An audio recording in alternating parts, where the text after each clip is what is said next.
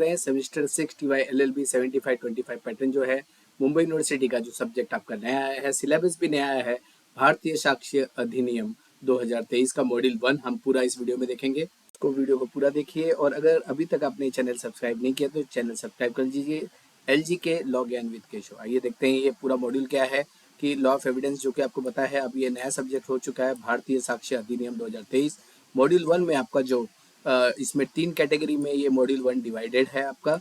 Module 1 में सबसे पहले आपका general introduction and relevancy of fact जो कि सेक्शन 1 to 50 ऑफ ये जो भारतीय साक्ष्य अधिनियम के दिए हुए हैं। उसके बाद रिलेवेंट डेफिनेशन है आपका अंडर इंफॉर्मेशन टेक्नोलॉजी एक्ट 2008 का जो सेक्शन 2 के डेफिनेशंस है उसके अंदर ये जो है कि ये आपके सिलेबस में है। उसके बाद हम इसको डिटेल में अगर देखते हैं तो ये जो 13 जो टॉपिक्स है इसमें मॉड्यूल 1 में, तो इसमें जो पहला मॉड्यूल है वो ये बताता है कि एप्लीकेबिलिटी क्या है, इंट्रोडक्शन क्या है भारतीय साक्ष्य अधिनियम का, इसका थोड़ा हिस्ट्री है। उसके बाद इंपॉर्टेंट टर्मिनोलॉजी है जो कि भारतीय साक्ष्य अधिनियम में आई। उसके बाद आप सेक्शन जो ये टॉपिक 3 to 12 अगर आप देखते हो तो इसमें जनरल रिलेवेंस ऑफ फैक्ट से रिलेटेड सेक्शन 1 to जो 50 आपका है भारतीय साक्ष्य अधिनियम का, वो सारे टॉपिक्स इसमें कवर होते हैं। उसके बाद आपका डेफिनेशन आता है इंफॉर्मेशन टेक्नोलॉजी एक्ट का जो सेक्शन 2 है इसके अंदर। तो आइए डिटेल में देखते हैं। सबसे पहला टॉपिक जो इंट्रोडक्शन एंड एप्लीकेबिलिटी ऑफ भारतीय साक्ष्य अधिनियम 2023 है। मेरी कोशिश रहेगी कि आपको कम से कम समय में ज़्यादा से ज़्यादा इजी लैंग्वेज में आपको बता सकूं। तो इसके बारे में हम अभी अब शुरू करते हैं इंट्रोडक्शन एंड एप्लीकेबिलिटी ऑफ भारतीय साक्ष्य अधिनियम 2023। तो पहले इंट्रोडक्शन एंड एप्लीकेबिलिटी ऑफ भारतीय साक्ष्य अधिनियम हम देख रहे हैं कि ये न्यू लॉ जो इसको लाने की क्या जरूरत थी, ये इसमें आपको आंसर लिखना है। और उसके बाद ये एप्लीकेबिलिटी इसकी आपको ये क्वेश्चन में जो आपके सिलेबस में उस हिसाब से आपको लिखना है। तो इंडिया जैसे आपको बताया कि लीगल सिस्टम डीपली रूटेड, इसकी हिस्ट्री जो है इंडियन एविडेंस एक्ट जो 1872 का है कि which governs the rule of evidence, और ये जनरली 150 साल हो गए थे इस एक्ट को। और इस दौरान बहुत सारे अमेंडमेंट आए थे, बहुत सारे केस लॉ आए थे, और इस केस लॉ जो अच्छे अच्छे थे और अमेंडमेंट जो हुए थे उसको कोडिफाई करना और इसको रेक्टिफाई करना, और नया जो चेंजिंग लैंडस्केप हो रही थी सोसाइटी में या टेक्नोलॉजी में जो चेंजेस आ रहे थे वो सारे अपडेट इसमें इंडियन एविडेंस एक्ट में नहीं था। तो जुडिशियल नीड को देखते हुए, क्योंकि आउटडेटेड हो चुका था, 150 साल पुराना था और लेस इफेक्टिव था मॉडर्न कॉन्टेक्स्ट को देखते हुए, टेक्नोलॉजी को देखते हुए, तो इसलिए भारतीय साक्ष्य अधिनियम जो पूरी तरह से इंडियन नेम के हिसाब से, भारतीय नेम के हिसाब से इसको कॉम्प्रिहेंसिव और इंडियननेस से रिप्लेसमेंट इसको किया गया। तो सबसे पहले इसके जो रीजन है हम वो देखते हैं जो कि आपको एग्जाम में लिखने होंगे। जो ये 75-25 पैटर्न है मुंबई यूनिवर्सिटी का, इसके अंदर ये बहुत फेवरेट क्वेश्चन माना जा रहा है। तो इसका आपको तो पहले कॉलोनियल ओरिजिन जो ब्रिटिश कालीन था आपको वो बताना है कि इंडियन एविडेंस एक्ट जैसे इनेक्टेड ड्यूरिंग ब्रिटिश रूल, ये लॉर्ड मैकॉले जो इसके चेयरपर्सन थे जिन्होंने Indian evidence act, Indian penal code, CRPC वगैरह ड्राफ्ट करने में, और अडेप्टेड बाय द सर फिट्जमैन जो स्टीफन तो इन्होंने अडेप्ट किया था उसको। इट वॉज पर्पज जो इसका था तो सपोर्ट जो ब्रिटिश कॉलोनियल एडमिनिस्ट्रेशन थे, और जुडिशियल पर्पज जो था खास करके जो फर्स्ट वॉर ऑफ इंडिपेंडेंस 1857 के बाद जनरली उनको जो करना था कि law reform to the queen and the British, इसको लाना जरूरी था, तो इसको कोडिफाई करना जरूरी था स्ट्रॉन्ग एविडेंस एक्ट लाने के लिए, इसलिए उन्होंने एविडेंस एक्ट उस समय लेके आए थे। तो ये इंडिया इंडिपेंडेंट होने के बाद सॉवरेन रिपब्लिक हो गया and such law symbolize colonial continuity. तो ये कॉलोनियल कंटिन्यूटी को ये बताता था 150 साल हो गए, तो इसको इंडियन वैल्यू को देने के लिए, कल्चर और कॉन्स्टिट्यूशनल स्पिरिट देने के लिए कि इसमें अमेंडमेंट लाके इसको इंडियन नेम दिया गया भारतीय साक्ष्य अधिनियम 2023। उसके बाद इसमें आउटडेटेड लैंग्वेज थे, जैसे ये विक्टोरियन एरिया के लैंग्वेज थे, बहुत सारे फॉर्मल कॉम्प्लेक्स डिफिकल्ट अंडरस्टैंडिंग होते थे, जैसे term like shall be deemed or notwithstanding anything content, where legality की, और ये हार्ड टू फॉलो था ये।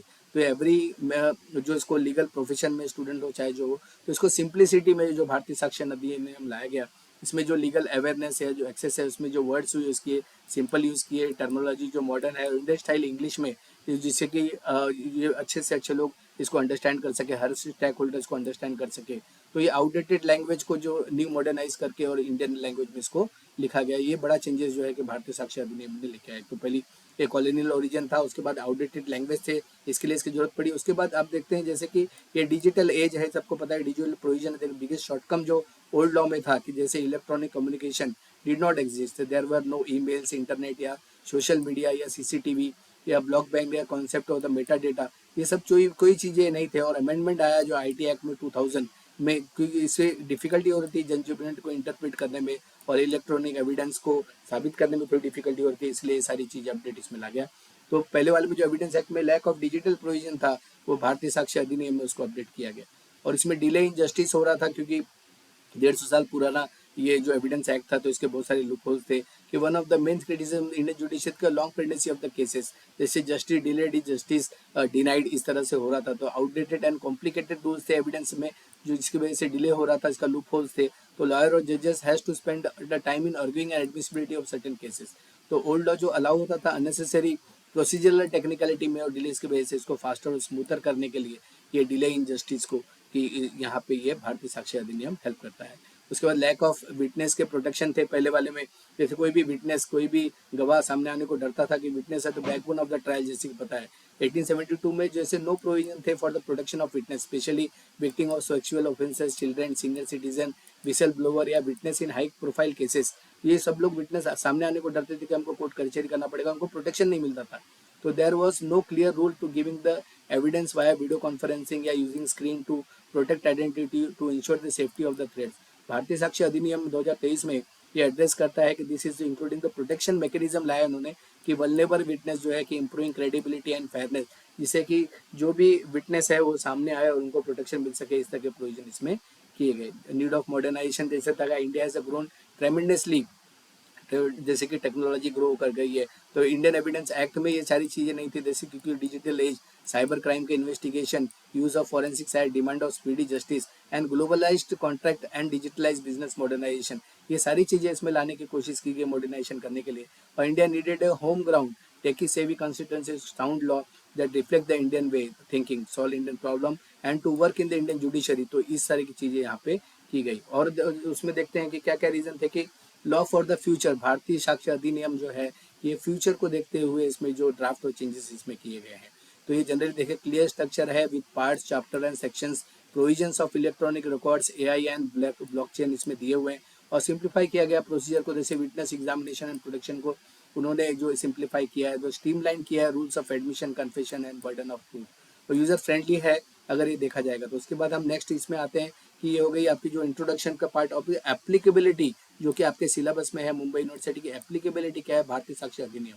तो इसमें आपको कुछ चीज़ें लिखना जरूरी है, जैसे इसका स्कोप क्या है, जुरिस्डिक्शन क्या है, digital evidence recognition, witness examination and protection के इसमें एप्लीकेबिलिटी में provisions, relevancy of evidence, presumptions of burdens of proof, admissibility of the forensic and expert evidence. जब हम मॉड्यूल 4 करेंगे जो कि पूरा फॉरेंसिक से बेस्ड है, तो वहाँ पे भी हम ये देखेंगे एक्सेप्शन एंड स्पेशल प्रोविजंस। तो ये जो मॉड्यूल 1 में आपके एप्लीकेबिलिटी पे उन्होंने पूछा है, जिसपे क्वेश्चन आने की संभावना है, scope and jurisdiction the act applies to both civil and criminal, दोनों के लिए भारतीय साक्ष्य अधिनियम ये in all court of India, ensuring the uniformity in evidence standard.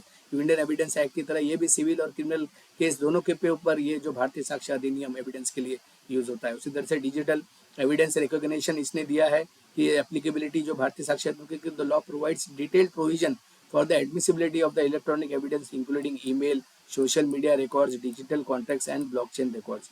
ये विटनेस जैसे examination protection, the act refines for the rules regarding the witness examination, credibility assessment and rights of the witness including the vulnerable witness। इसकी जो relevancy है कि अधिनियम जो categorize करता है structure relevant evidence systematically, making it more applicable to the contemporary legal reads. इसका जो प्रिजम्पशन देखते हैं, burden of proof, the act redefines the rules of governing the presumption, shifting the burden of proof and exception to the general evidentiary principle। तो ये reform बड़ा इसमें लाया गया है। Admissibility of forensic and expert evidence, जो कि हम इस जो मॉड्यूल है उसमें भी हम आगे चल के देखने ही वाले हैं। तो formalise the procedure for using the forensic science, medical report, expert opinion को ये कोर्ट ने ज़्यादा इंपॉर्टेंस यहाँ पे देना चालू कर दिया है। इसी तरह से एक्सेप्शन एंड स्पेशल प्रोविजन है कि the law include special provision for sanitary types of evidence such as privilege communication and documentary evidence, ensuring the fair trial principles are upheld. तो इस तरह से ये एप्लीकेबिलिटी ऑफ भारतीय साक्ष्य अधिनियम का है, जिसमें the impact of the new law ये हुआ है। उसके बाद आपको जो लिखना है, ensuring the speedy justice by redefining the evidentiary rule, it prevents the unnecessary delay in the trial proceeding।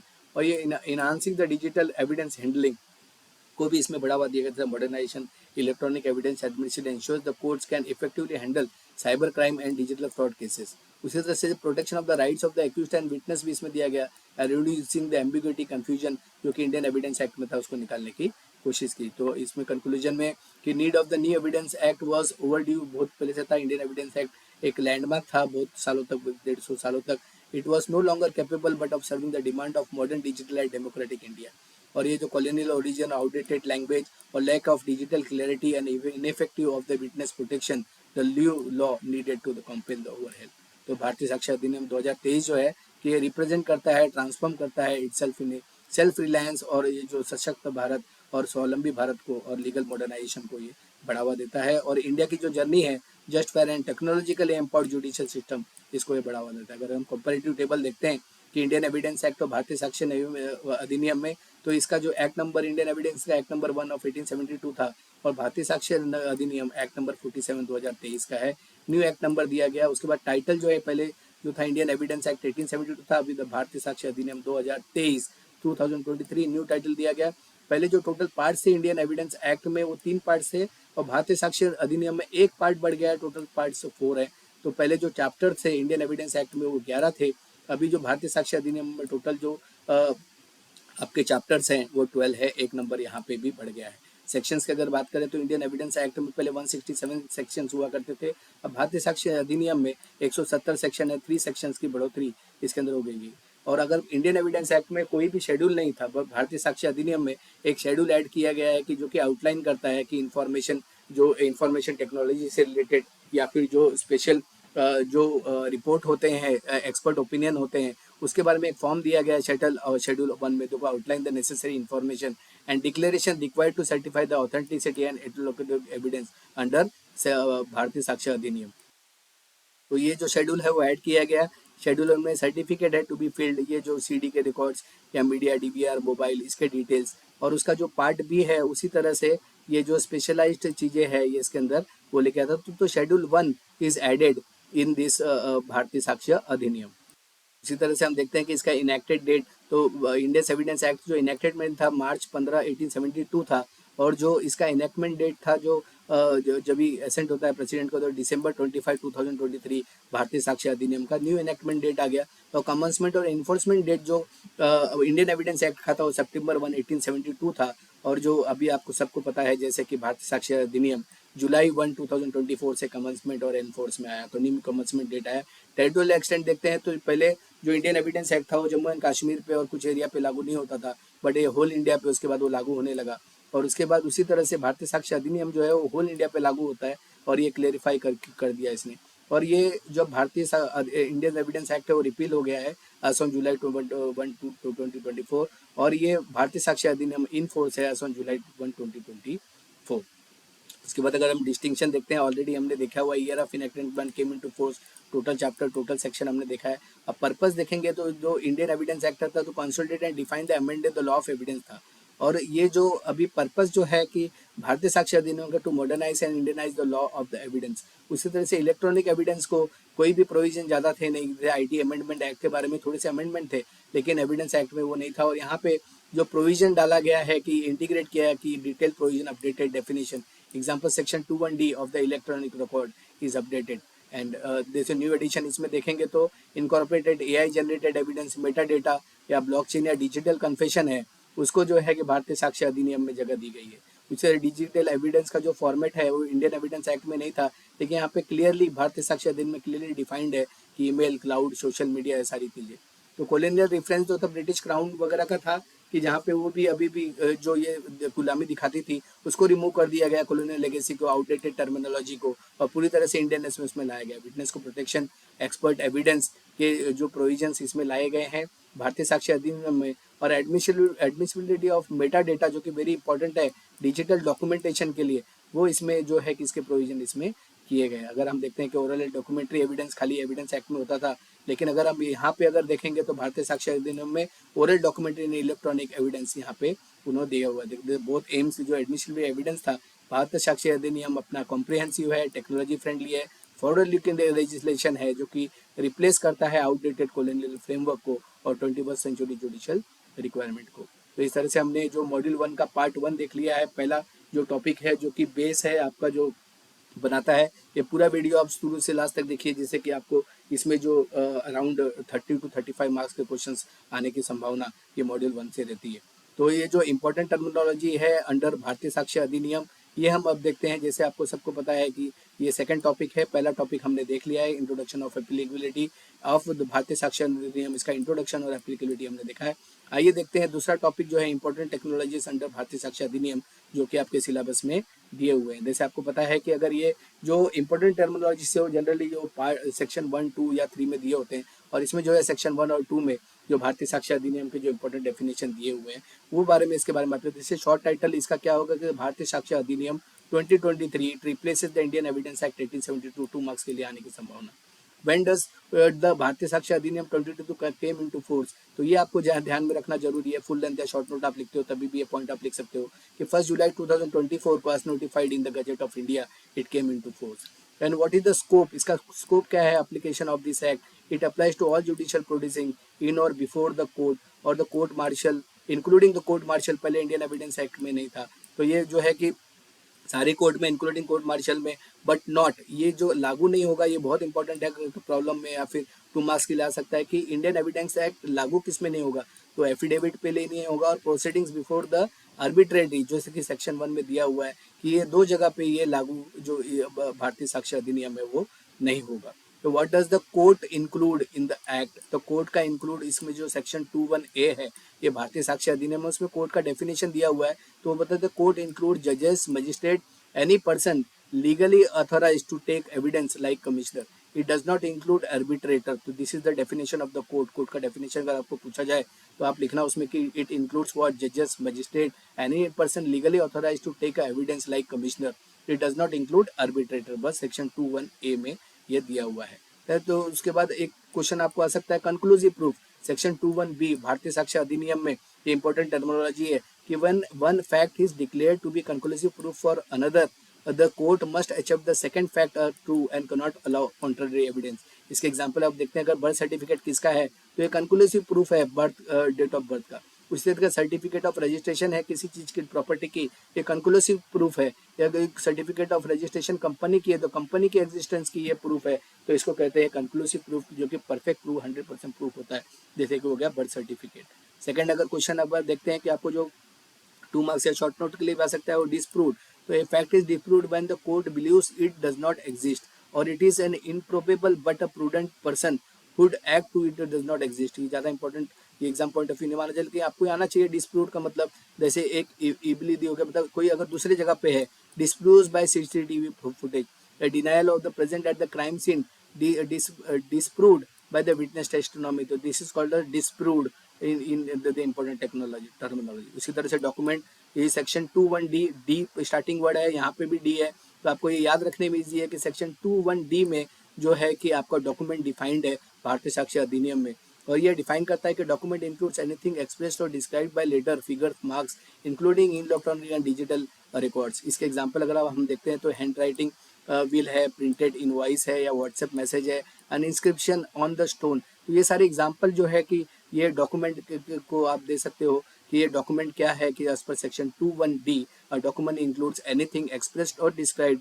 Bye letter, figure, marks including electronic and digital records, और उसके बाद आप ये एग्जांपल दे सकते हैं। उसी तरह से अगर हम देखेंगे कि डिफाइंड एविडेंस, यहाँ पे भी सेक्शन 21E इजी है आपको डिफाइन करने के लिए, उसका याद रखने के लिए कि ई फॉर एविडेंस। तो सेक्शन 21E में भारतीय साक्ष्य अधिनियम के एविडेंस को डिफाइन किया गया है। Evidence includes what, oral statement made by the witness via electronic means, और उसका डॉक्यूमेंट प्रोड्यूस जो है कि फॉर द कोर्ट इंस्पेक्शन। इसके एग्जांपल अगर हम देखते हैं तो witness testifying in a court, CCTV recording या digital contract signed via email, this as per section 21E इसको एविडेंस माना जाएगा।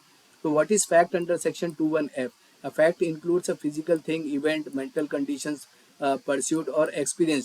तो इसको हम फैक्ट बोलते हैं, जो कि सेक्शन 21F में है।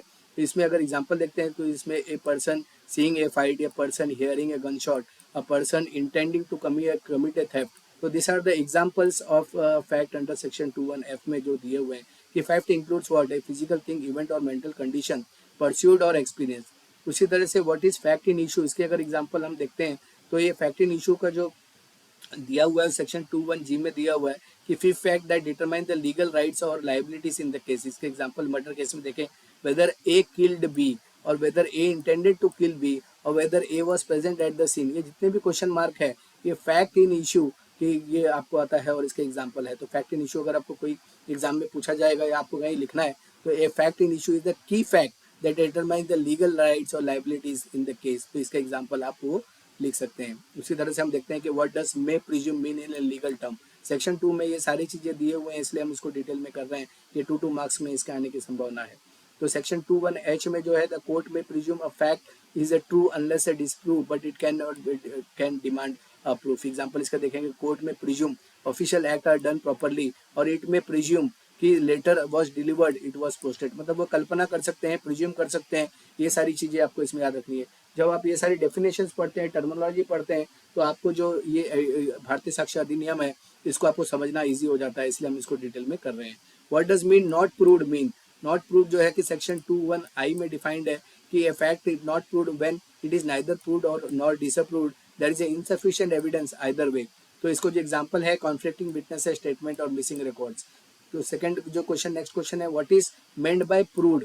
अ fact is proved when the court believes it exist और it is so probably that the prudent man would rely on it. तो ये एग्जांपल देता है कि अगर आप देखेंगे तो प्रूव्ड मतलब क्या, कि सेक्शन 2(1)(j) में ये प्रूव्ड डिफाइंड है। उसके एग्जांपल है, ownership proved by registered sale deed, that is proved, and the identity proved by Aadhaar card and a witness is proved. तो प्रूव्ड का मतलब होता है fact is proved when the court believes it exist और it is probable that the prudent man would rely on it, कि इसके ऊपर जो है कि सज्ञान व्यक्ति इस पर रिलाई करेगा। जैसे किसी का आधार कार्ड है, उस पर फोटो से वो रिलाई करेगा, हाँ इसी का है। इसी तरह से define relevant under section 2(1)(k) में रिलीवेंट डिफाइंड है। तो ये इसका एग्जांपल देखेंगे तो motive is relevant to prove intention. उसी तरह से previous threat relevant in assault case. तो a fact is relevant when it is connected with another fact in a way that the law permits. तो इसको बोलते हैं रिलीवेंट फैक्ट, तो जो कि सेक्शन 2(1)(k) में दिया हुआ है। उसी तरह से हम देखते हैं, what does shall presume indicate? It means a court must presume the fact is true unless it is disapproved. उसका अगर हम देखते हैं example, the court shall presume the legitimacy of a child born during a wedlock, या फिर it shall presume that the delivery of registered post, section 2(1) इसमें दिया हुआ है। उसके तरह does the act apply to affidavit? ये क्वेश्चन आपको बहुत इंपॉर्टेंट है, इसको अच्छे से करिए कि what does the act apply to affidavit, कि no this act will not apply to the affidavit, the act does not apply to affidavit filed before any court और ऑफिसर। एग्जाम्पल अगर देखेंगे तो bail application where an affidavit are used it will be not, Bharatiya साक्ष्य अधिनियम में यहाँ पे अगली income affidavit जैसे है, his in maintenance cases section 1(2) में जो दिया हुआ है, वो भी यहाँ पे एफिडेविट के लिए अप्लाई भारतीय साक्ष्य अधिनियम नहीं होगा। और उसके बाद उसके his inscription on a stone considered a document. अगर किसी स्टोन पे कुछ लिखा हुआ है तो उसको डॉक्यूमेंट माना जाएगा का भारतीय साक्ष्य अधिनियम में? Yes, inscription on stone, metal और any surface convey the meaning are considered as a document. जैसे एशियन टेम्पल है, उसके इंस्क्रिप्शन है, या name carved in a memorial है, तो इसको जो है भारतीय साक्ष्य अधिनियम में इसको डॉक्यूमेंट माना जाएगा। उसी तरह से can email be used as evidence under the Indian evidence act? Yes, email are the electronic records and admissible and the documents of evidence. Example अगर देखेंगे तो कॉन्ट्रैक्ट नेगोशिएशन ईमेल है, या थ्रेट और कन्फेशन ईमेल है, section 2(1)(d) और ई में जो है कि इसको ये ईमेल को जो है कि आपको एविडेंस माना जाएगा। और his intentional considered a fact under this act? Yes, intention is mental condition and facts under the law. तो इंटेंशन टू किल या इंटेंशन टू डिसीव, इसको भी यहाँ पे माना जाएगा। उसके बाद एक क्वेश्चन आपको आएगा, which laws help define the terms not defined in this act? तो ये जो एक्ट वो बोलता है कि if the term is not defined in the act it means taken from either information technology act 2000 या भारतीय न्याय संहिता 2023 या भारतीय नागरिक सुरक्षा संहिता 2023 एज पर सेक्शन 2(2). अगर ये डिफाइंड यहाँ पे नहीं है तो उसका डेफिनेशन इस 3 जगह पे से आपको लेना है। उसी तरह से व्हाट डज द प्रिजम्पशन कल्पना मीन अंडर द भारतीय साक्ष्य Adhiniyam 2023? Presumption means a legal inference, एक मान्यता in a fact exist based on the proof of another fact. जैसे a letter properly posted is presume to be delivered. अगर किसी को letter भेजा गया कि ये प्रिज्यूम करके किया जाएगा, आपको मानना पड़ेगा, कल्पना करनी पड़ेगी कि वो डिलीवर हो गया। ए child born during a marriage, ये प्रिज्यूम करना पड़ेगा कि लेजिटिमेट चाइल्ड है, वे चाइल्ड है, और cheque dishonoured in presume to have been issued for a legal डेप्ट। उसी तरह से हम क्वेश्चन अगर देखें, what are the kinds of presumption under this act? तो ये तो 3 काइंड्स होता है जो इसके अंदर प्रिज्यूम का, कि जिसमें आप मान्य करते हो, कल्पना करते हो, मे presume, shall presume and conclusive proof. तो मे प्रिज्यूम में कोर्ट हैज ए डिस्क्रिशन, उसकी विवेक पे डिपेंड करेगा कि वो मे प्रिज्यूम को लेगा या नहीं। शाल प्रिज्यूम में कोर्ट में प्रिज्यूम अनलेस डिसअप्रूव्ड, अगर कोई इसको डिसअप्रूव करता है तो उसको कोर्ट नहीं मानेगा, नहीं तो कोर्ट उसको प्रिज्यूम कर लेगा। कंक्लूसिव प्रूफ है तो फाइनल है, कैन नॉट बी डिसअप्रूव्ड, क्योंकि कंक्लूसिव, जैसे अगर किसी ने बताया कि मेरा बर्थ सर्टिफिकेट है वो कंक्लूसिव हो गया, तो वो जो है कि उसको कोर्ट मानेगी। डिफाइन सेक्शन क्लॉज HIB में है। हम टर्मिनोलॉजी इसलिए कर रहे हैं कि आगे अपने को काम आने वाला है कि what is the signification of digital record under the act. तो digital record like email, chat, scan document equally treated as a document and admissible in the code. ये जो हम छोटे छोटे क्वेश्चंस देख रहे हैं यहाँ पे डेफिनेशन वगैरह, ये आपको दो जगह पे आ सकती है, 2 मार्क्स की लाती है, शॉर्ट नोट या फुल लेंथ में आपको पॉइंट्स लिखने में काम आते हैं। और जो आपके जो प्रॉब्लमेटिक क्वेश्चंस होते हैं उसमें भी ये क्वेश्चंस आपको आ सकते हैं, इसलिए आप इसको अच्छे से 2-3 बार सुनिए और इसको, जिससे कि आपका कॉन्सेप्ट क्लियर हो जाए। स्क्रीनशॉट, तो जैसे कि डिजिटल रिकॉर्ड में क्या कहेगा, email, chat, scan documents, screenshot of WhatsApp messages, PDF agreement, voice message, audio clip. What does the oral evidence include under this act? तो स्पोकन स्टेटमेंट जैसे है by witness, electronic means like video conferencing, ये जैसे आई witness statement हो गया, online testimony, zoom और या Google meeting का जो हो गया, ये भी ओरल एविडेंस में अब माना जाता है। तो statement recorded through the video call from the another country is also oral evidence now as per the Bharatiya साक्ष्य अधिनियम। उसकी तरह से meaning of the affidavit, affidavit is a written statement of fact voluntarily sworn under the oath. The भारतीय साक्ष्य अधिनियम does not apply to affidavit. Example income affidavit है, in divorce proceeding, identity affidavit है, passport के लिए affidavit change of name. तो ये सारी चीज़ें जो है कि इसमें एफिडेविट में के बारे में उन्होंने दी है। Are audio recordings considered document under the act? Yes, the audio recordings is properly authentic, digital document है, सेक्शन 2(1)D में। थ्रेटिंग वॉइस है या कन्फेशन है, ये भी उसमें माना जाता है। What are the basic elements required to prove a document? तो डॉक्यूमेंट को प्रूव करने के लिए जो बेसिक एलिमेंट है, authenticity must be shown and signature और the electronic verification needed, it must be produced in original certificate copy, जैसे sign seal deed है या सर्टिफिकेट कॉपी ऑफ FIR है, verified email via digital signature. Who is legally authorise to take evidence under the under the Bharatiya साक्ष्य अधिनियम? तो भारतीय साक्ष्य अधिनियम में जो है जजेस, मजिस्ट्रेट और commissioner appointed by the court और arbitrator are excluded section 2(1)D की ये ओथ ले सकते हैं और इन्हीं को कोर्ट बोला जाता है। व्हाट आर द ऑब्जेक्टिव्स भारतीय साक्ष्य अधिनियम? बहुत ये भी जो फेवरेट क्वेश्चन आप ले सकते हैं कि इसके ऑब्जेक्टिव क्या है, कि इसको मॉडर्नाइज करता है लॉ ऑफ एविडेंस को, includes electronic and digital records to ensure speedy and fair trial and it replaces the colonial era of Indian evidence act 1872। ये ऑब्जेक्टिव है भारतीय साक्ष्य अधिनियम का। रिलीवेंसी वो क्या होता है? What are the role of relevancy in the admission of the evidence? इसमें आप बता सकते हैं कि fact is relevant if it is connected with the issue, it helps to improve, disapprove something important, it helps to motive, intention, cause, ex. Example अगर देखें तो motive behind a crime, prior threat और possession of a murder. तो हमने बहुत important topic already कर लिया है। हम थर्ड इंपॉर्टेंट टॉपिक करने जा रहे हैं मॉड्यूल 1 का, जो कि है डॉक्ट्रिन ऑफ रेस जेस्टे। ये भी जो है कि शॉर्ट नोट और फुल लेंथ में पहले जो इंडियन एविडेंस एक्ट था उसमें भी आता था, तो इसमें भी आने की इस बार संभावना है। तो आइए देखते हैं जनरली ये क्या है करके। हमने इंट्रोडक्शन एप्लीकेबिलिटी ऑफ भारतीय साक्ष्य अधिनियम कर लिया है। इंपॉर्टेंट टर्मिनोलॉजीज जो कि बहुत इंपॉर्टेंट है ये सारी चीज़ें समझने के लिए, और पूरी जो भारतीय साक्ष्य अधिनियम समझने के लिए तो टर्मिनोलॉजी जितनी भी दी है आप 1-2 बार सुनिए, जिससे कि आपको क्लियर हो जाए उसका कॉन्सेप्ट। तो कॉन्सेप्ट के लिए टर्मिनोलॉजी बहुत इंपॉर्टेंट होता है। आइए देखते हैं कि डॉक्ट्रिन ऑफ रेस गेस्टे क्या है। ये रेस गेस्टे क्या है? Things done. एक्चुअली इसका मीनिंग जो इंग्लिश में होता है थिंग्स डन, अगर इसको हिंदी में बोलते हैं तो घटना से जुड़ी हुई एक ही सम व्यवहार का भाग. अगर मराठी जर का आपल्याला त्याला म्हणायचं असेल तर घटनेशी जोडलेली एखादी व्यवहाराचा भाग.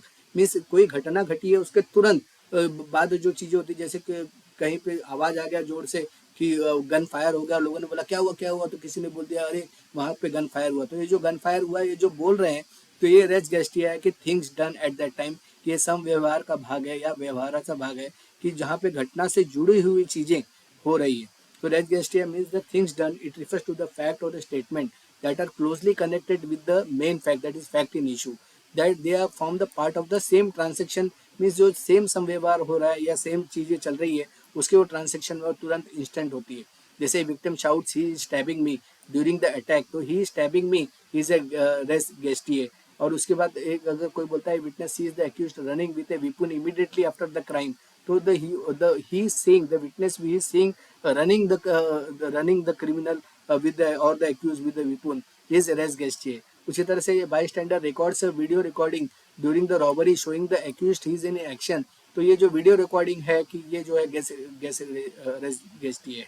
उसी तरह से person cries for help during the house fire cost intentionally, तो ये पर्सन जो क्राई कर रहा है वो रेस ग्रेसिया है कि घटना से जुड़ी हुई एक संव्यवहार का भाग है, घटने से जोडलेली एकाच व्यवहाराचा तो भाग आहे.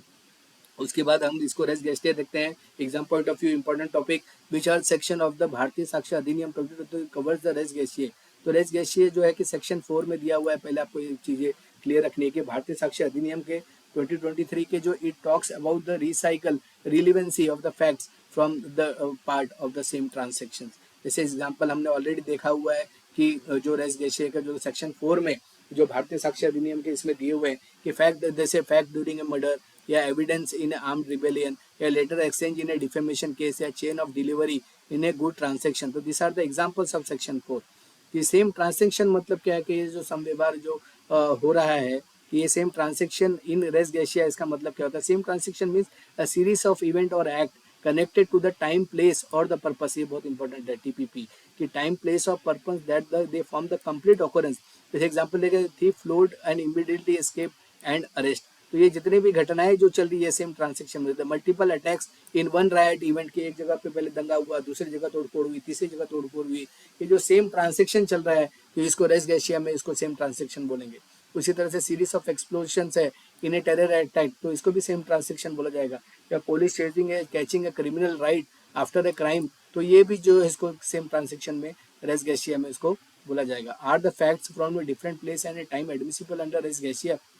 यस, हम कुछ कॉन्सेप्ट क्लियर कर रहे हैं क्योंकि आपको प्रॉब्लम में और 2 मार्क्स के लिए इस तरह के क्वेश्चन आ सकते हैं, तो इसको हम समझने की कोशिश कर रहे हैं कि yes if the fact connected with the main event they are admissible even if they happen at the different time और द प्लेसेस। इससे एग्जांपल अगर देखते हैं तो person calls a police a minute after the witnessing a crime, या jail breaks a multiple places during the same insertion, या फिर delivery of good through the different routes, या email thread send days before the actual attack. So these are the connected with the main event will be considered as the connected from the different places of time admissible under res gesia। इन सब चीज़ों में वो हो सकता है।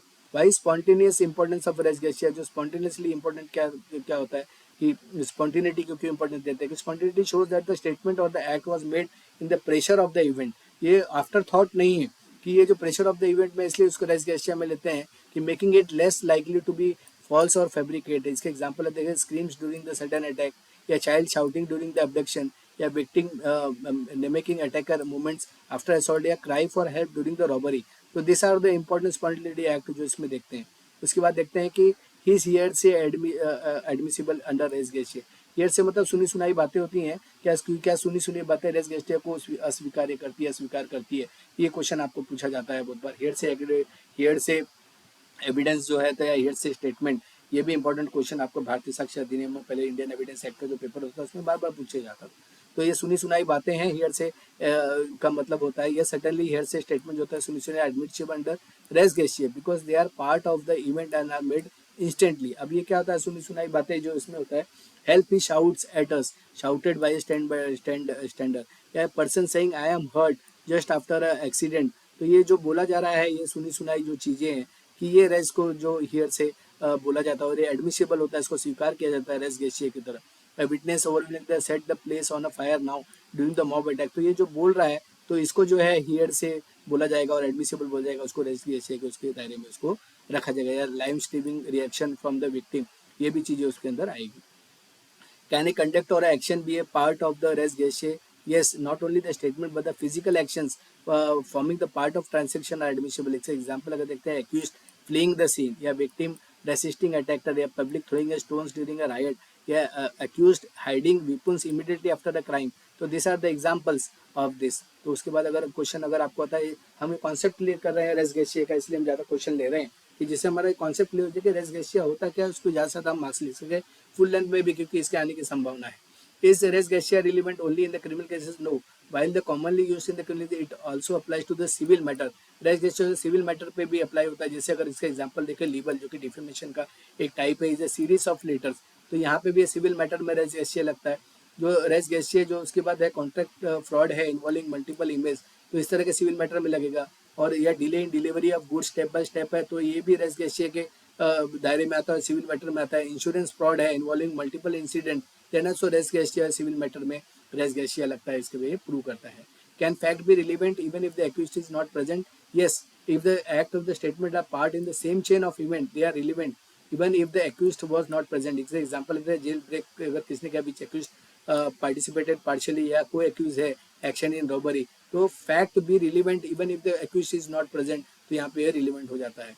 तो the can the statement made before and after the main event be admissible? क्या इसको एडमिशन करेगा? Yes, if the timing is so close that the ongoing transaction, for example accuse saying now it's done right after the crime, तो इसको जो है कि ये statement को मेड बिफोर और after the main event will be admissible as a res gesture. उसे victim last word before dying or the bystander shouting they have run that way just after the incident, a panic call made seconds after the accident. So these are the statement made before or after the main event are admissible as a res gesture.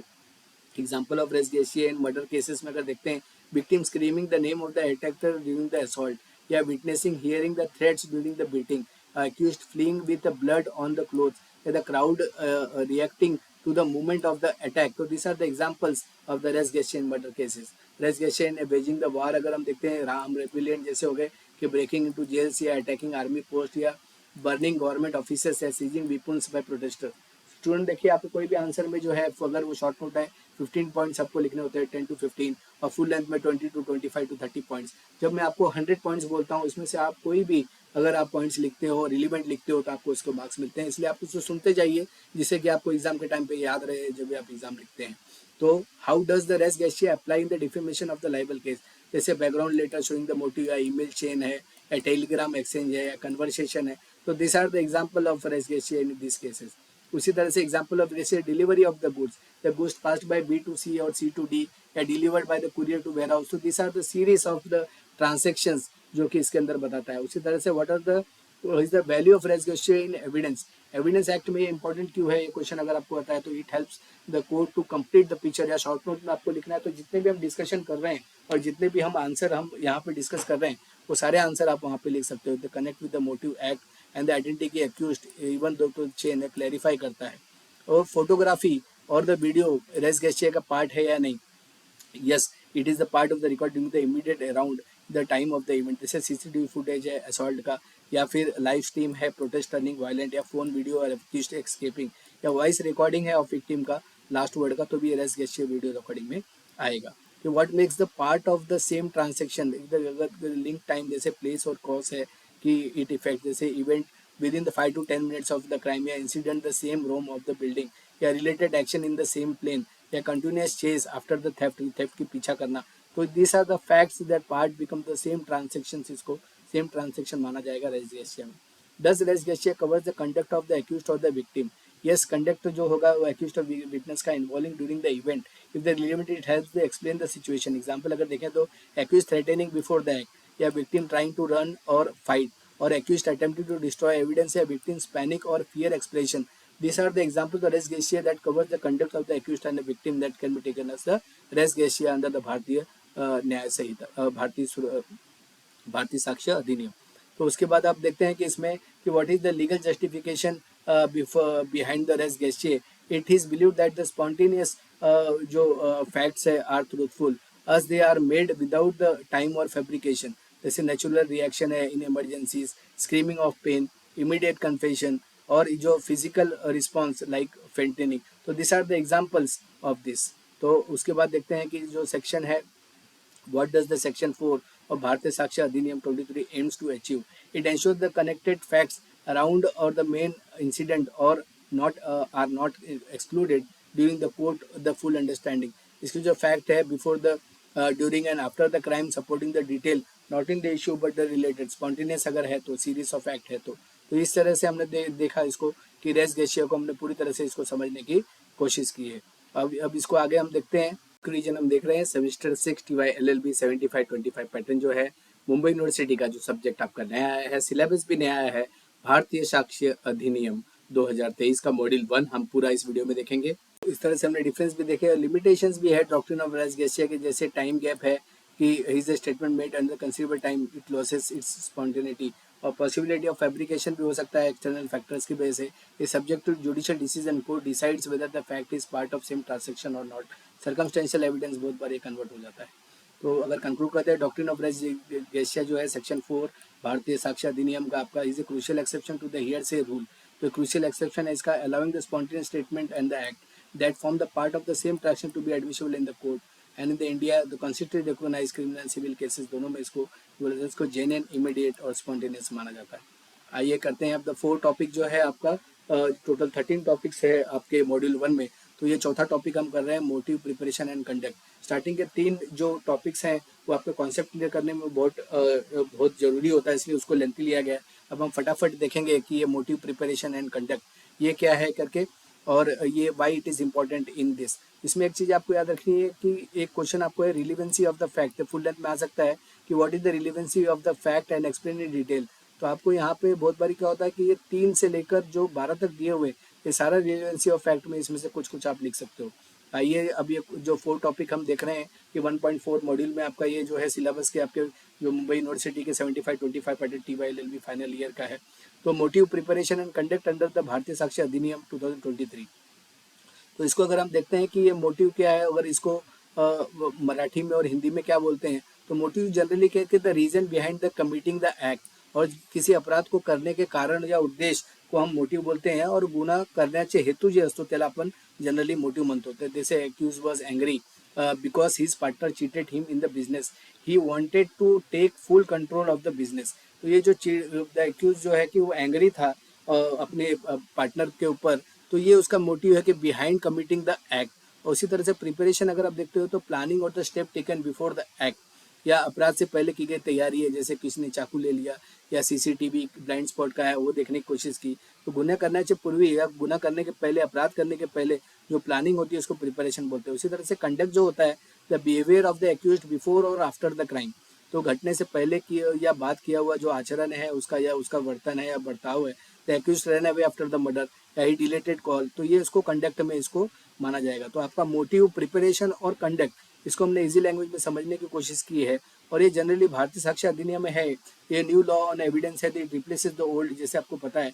तो section 6 और भारतीय साक्ष्य अधिनियम का section 6 में जो है कि motive, preparation and conduct in सब के बारे में डिटेल में इसमें जो किया हुआ है, और ये जो दोनों चीज़ों में, क्रिमिनल और सिविल मैटर में मोटिव, प्रिपरेशन और कंडक्ट लगता है। तो आइए देखते हैं जो सेक्शन 6 है पहले कि ये बोलता क्या है। What does the law says? Section 6 of the Bharatiya साक्ष्य Adhiniyam 2023 says any fact is relevant which shows और proves motives of preparation for any important fact in the case, या the behaviour of the conduct of any person involve in case before और after the event is relevant, it is connected to the matter being discuss. इसका example explanation अगर हम देखते हैं तो conduct does not include statement, conduct में जो है कि स्टेटमेंट इंक्लूड नहीं होता unless the statement explains the action.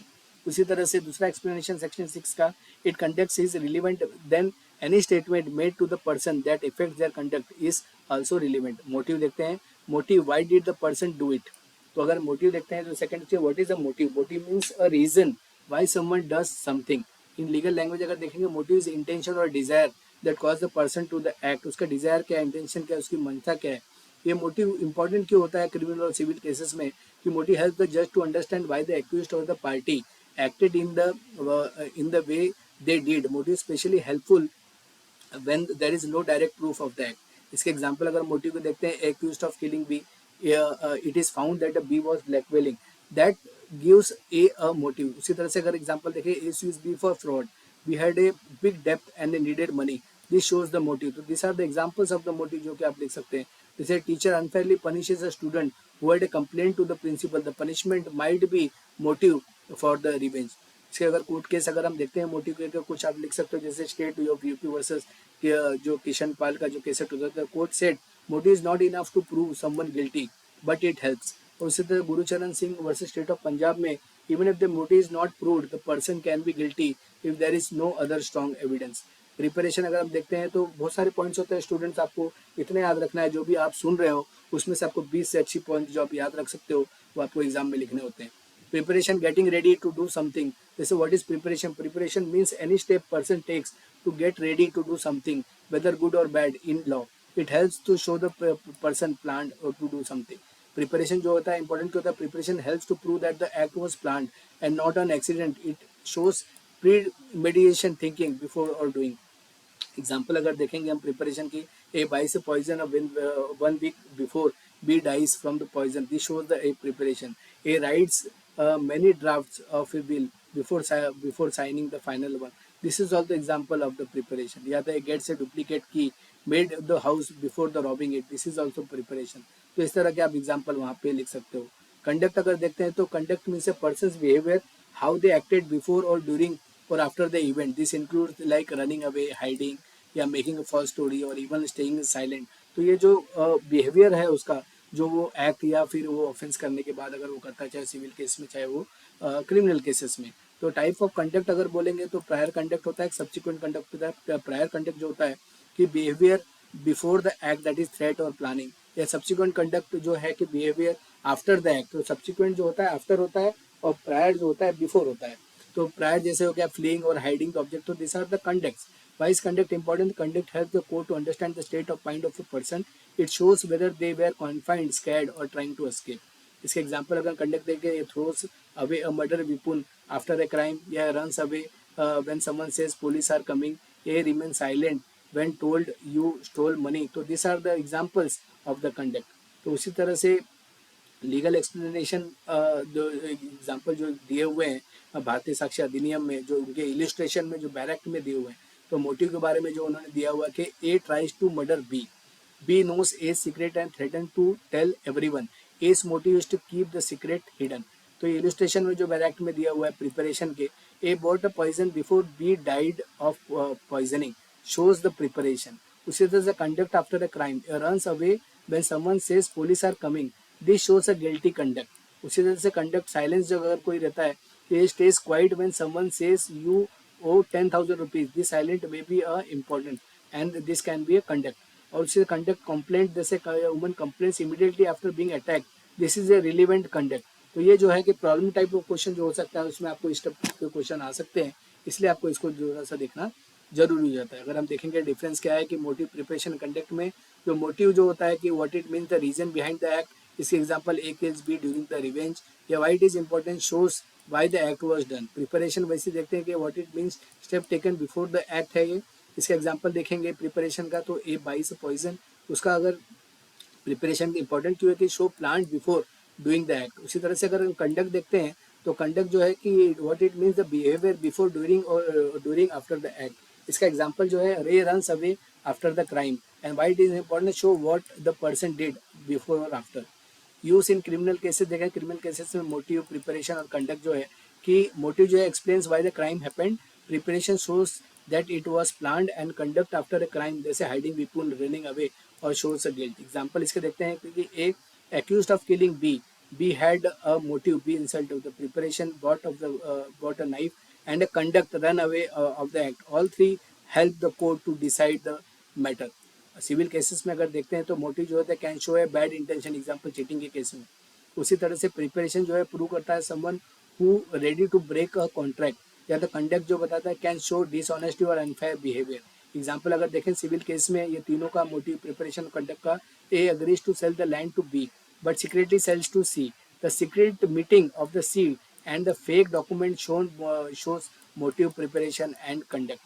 और उसी तरह से अगर हम देखते हैं कि जजेस जो है इनका क्या मानना है इन सब चीज़ों के बारे में, तो इंपॉर्टेंट केस लो अगर देखते हैं कि motive helps build the story but is not enough to prove the guilt. उसी तरह preparation must be connected to the crime and conduct shows the person true behaviour. ये जनरली जो जजेस जो जुडिशरी ने अभी तक जो केस लॉ दिए उसमें उन्होंने कहा है।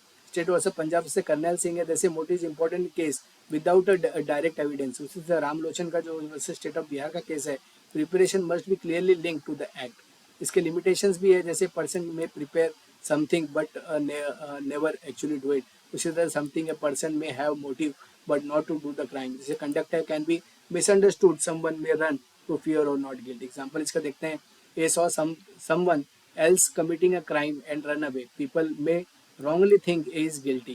कंक्लूजन अगर करते हैं कि अगर इसका देखेंगे तो आपको चीज़ें इंपॉर्टेंट याद रखनी है कि मोटिव मतलब वाई होता है, preparation how the person get ready, and conduct what the person did before और आफ्टर। इसमें इंपॉर्टेंट चीज़ें जो आपको याद रखनी है वो है सेक्शन 6। आइए नेक्स्ट टॉपिक देखते हैं, जो टॉपिक नंबर 5 है आपका मॉड्यूल 1 में, कि हमने 1, 2, 3 और 4 कर लिया है। ये 5th टॉपिक है आपका कॉन्स्पिरेसी व्हेन रिलेवेंट। तो इसके बारे में हम देखते हैं कि जैसे आपको क्वेश्चन आ गया फुल लेंथ में, अगर हमको क्वेश्चन आंसर फॉर्मेट करें जैसे कि आपको एग्जाम बेसिक फॉर्मेट होता है। Explain the legal provision related to conspiracy and relevancy under the Bharatiya साक्ष्य Adhiniyam BSA, and how does the law treat statement act writing conspirator, और support your answer with the statutory provision case law and limitations. तो ये generally section 8 में आपको conspiracy बताया गया है। Conspiracy actually एक एग्रीमेंट है बिटवीन 2 और more person to commit, mean षड्यंत्र है कि टू और मोर पर्सन के बीच में टू कमिट अनलॉफुल एक्ट और a lawful act by unlawful means under the Bharatiya साक्ष्य अधिनियम कॉन्स्पिरेसी एड्रेस अंडर सेक्शन 8। तो इसके जो प्रोविजन है, make it clear the act statement और the writing one conspirator admissible as the evidence against the जो co-conspirator है if they are in the furtherance of the conspiracy. तो इसको जो डिफाइन करता है कि वेयर द रीजनेबल ग्राउंड है to believe that the two person or the more person conspired together to commit the offense or an actionable wrong.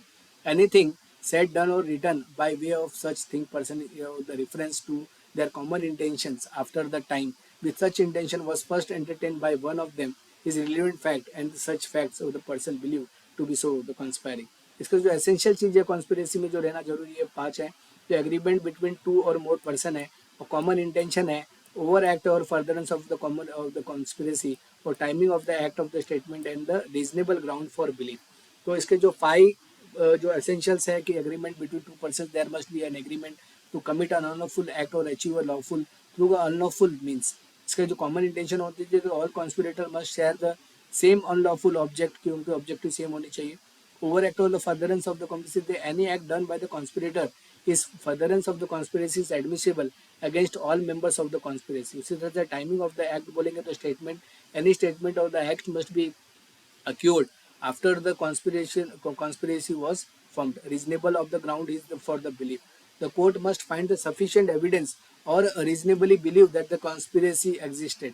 Legal relevancy of the conspiracy under section 8 अगर हम देखते हैं तो भारतीय साक्ष्य अधिनियम में कि any act declaration of the writing by the conspirator admissible against all others involve the conspiracy. Statement of the conspirator है, statement made by the conspirator in furtherance of the conspiracy are admissible as evidence against the co-conspirators। Such statements are do not require a separate corroboration। अगर example इसका देखते हैं कि ए and B है जो conspire करते हैं कि टू एसेसिनेट सी को मारने का ए और बी प्लान करते हैं।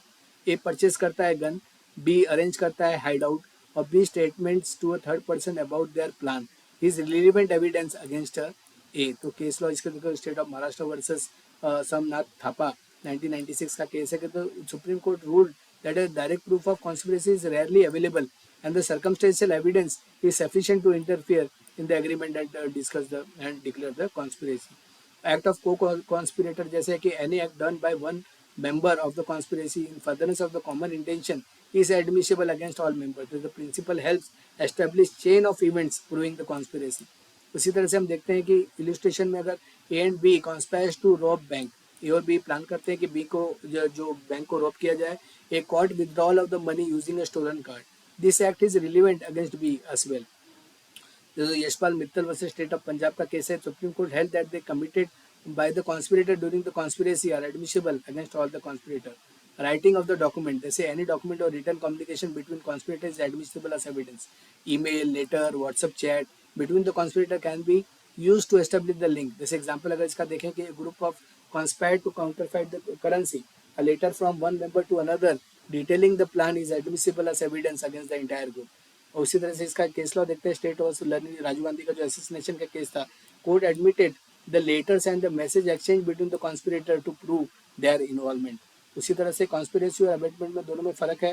कॉन्स्पिरेसी षड्यंत्र है, साजिश है, कट है, और जो अबेटमेंट होता है प्रोत्साहन देना या मदद करना या उकसाना होता है।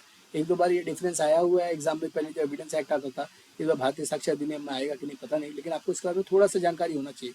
जिससे कॉन्स्पिरेसी एग्रीमेंट है to commit an illegal act और achieve lawful act by illegal means है, एटलीस्ट 2 पीपल इसमें रहने जरूरी है। Execution of the crime even if the act is not executed conspiracy is punishable. उसी एग्जाम्पल अगर देखते हैं, A and B plan to smuggle gold even if they fail the conspiracy exist. उसी से अबेटमेंट अगर देखते हैं तो क्या है कि ये एनकरेजमेंट देता है, असिस्टेंट देता है कमिटिंग क्राइम को, इसको अबेटमेंट बोलते हैं, प्रोत्साहन देता है, मदद देता है।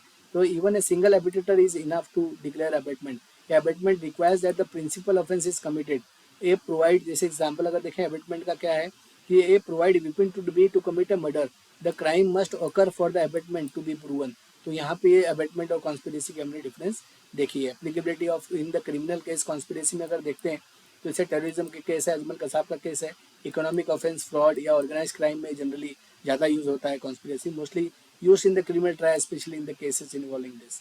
तो उसी तरह से हम देखते हैं कि कुछ एक दो केस लॉ आप देख सकते हैं, जैसे direct evidence of conspiracy is a rare so circumstantial evidence is sufficient state of Maharashtra versus Somnath Thapa के केस में ये दिया हुआ। तो ये सोमनाथ थापा का केस आप लोग देख लीजिएगा। Limitation of the conspiracy is evidence difficult to prove direct agreement conspiracy rarely put the plans out। तो ये बहुत बार डिफिकल्ट हो जाता है कॉन्स्पिरेसी प्रूव करना।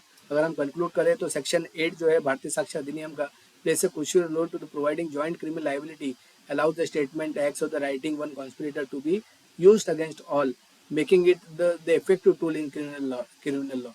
The court requires strong corroboration evidence before convicting the accused। ये बहुत ज़्यादा इंपॉर्टेंट यहाँ पे भी हो जाता है। आइए अब नेक्स्ट देखते हैं। नेक्स्ट टॉपिक है जो when fact not otherwise relevant become relevant. तो ये जो टॉपिक है आपका छठा टॉपिक है, ठीक है, मॉड्यूल 1 में। तो when relevant fact becomes important in court, section 9 में भारतीय साक्ष्य अधिनियम के दिया हुआ है कि व्हाट इज जनरली, ये इसके अंदर देखेंगे तो को भारतीय साक्ष्य अधिनियम जो है ये law tells what kind of evidence proof can be taken in the court. Usually only facts जो लेते हैं, but sometimes even facts that look unimportant. इसका जो मीनिंग है कि when relevant irrelevant fact becomes important in the court of law, वो यहाँ पे छुपा हुआ है कि कभी कभी क्या होता है fact that looks unimportant, irrelevant लगता है, अनइम्पॉर्टेंट लगता है, can become important if they help prove और डिसअप्रूव समथिंग। तो इसलिए ये चीज़ें जो यहाँ पे भारतीय साक्ष्य अधिनियम में सेक्शन 9 में इसके प्रोविजन दिए हुए हैं कि ऐसे कौन से अनइम्पॉर्टेंट या इररिलेवेंट चीज़ें हैं कि जो रिलेवेंट हो सकती है।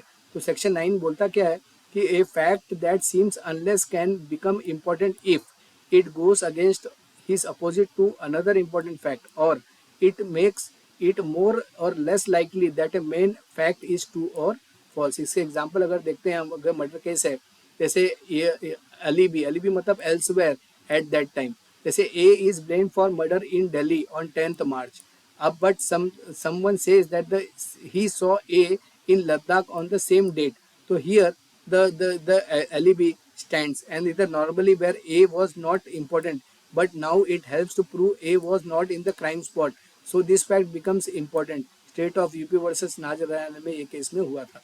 थेफ्ट केस में अगर देखेंगे not possible to be there, for example a blame for stealing M in Mumbai at 5 PM, but CCTV shows that A was abroad in the flight in the Chennai 4:45 PM। So now it looks impossible for A to be in Mumbai at 5 PM। So if the flight information becomes relevant, then here the things starts। तो ये Sudhir Kumar versus state of West Bengal में ये हुआ था। Section 9 use कहाँ होता है criminal cases में, जैसे हो गया कि to prove someone who is not in the crime scene alibi, जैसे हमने 2-3 एग्जांपल्स अभी देखे। To show someone else have done the crime, यहाँ पे भी ये यूज होता है section 9। To catch lies in the witness of the statement, ये भी चीज़ें बहुत यूज होता है सेक्शन 9 में। when the irrelevant things become relevant। A is blamed for example, A is blamed for a fake signature, but B had access to the file and has faked signatures before। The fact helps A and A to become important। जैसे Vinay Kumar Singh versus state of Bihar है।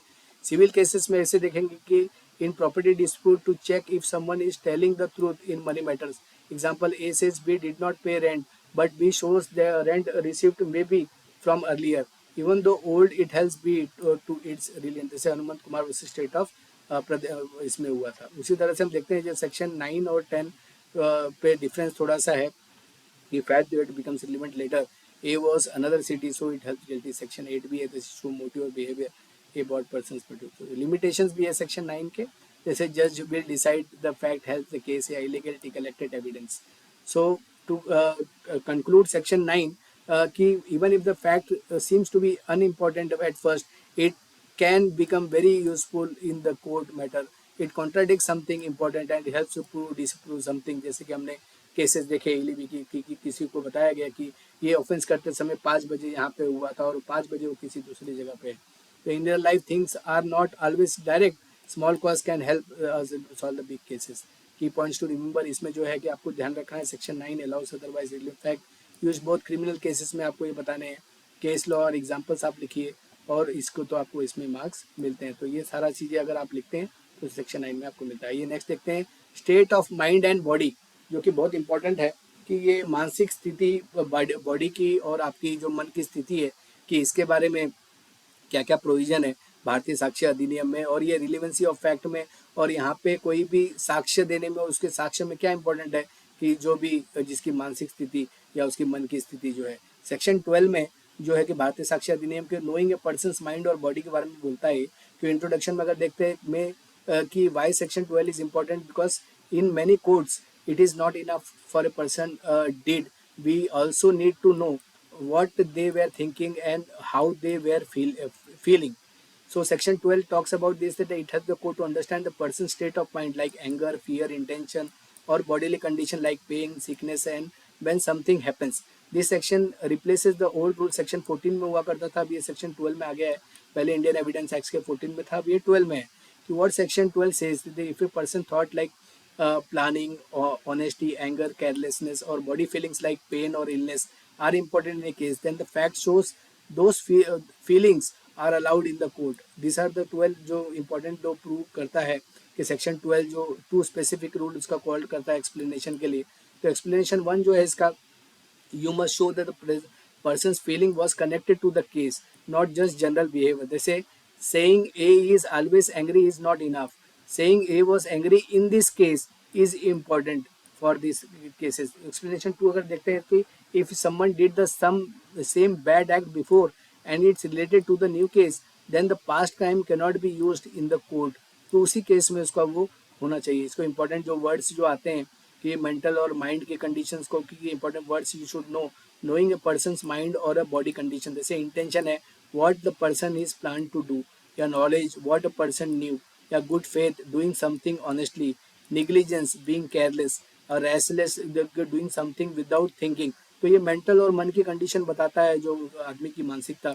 इल will जैसे hating और being angry और jealous, या good will है being kind and respectful, या body feeling है जैसे पेन, सिकनेस, वीकनेस, पसीना आना, बॉडी पेन होना, हार्ट बीट बढ़ जाना. तो this are the relevant things.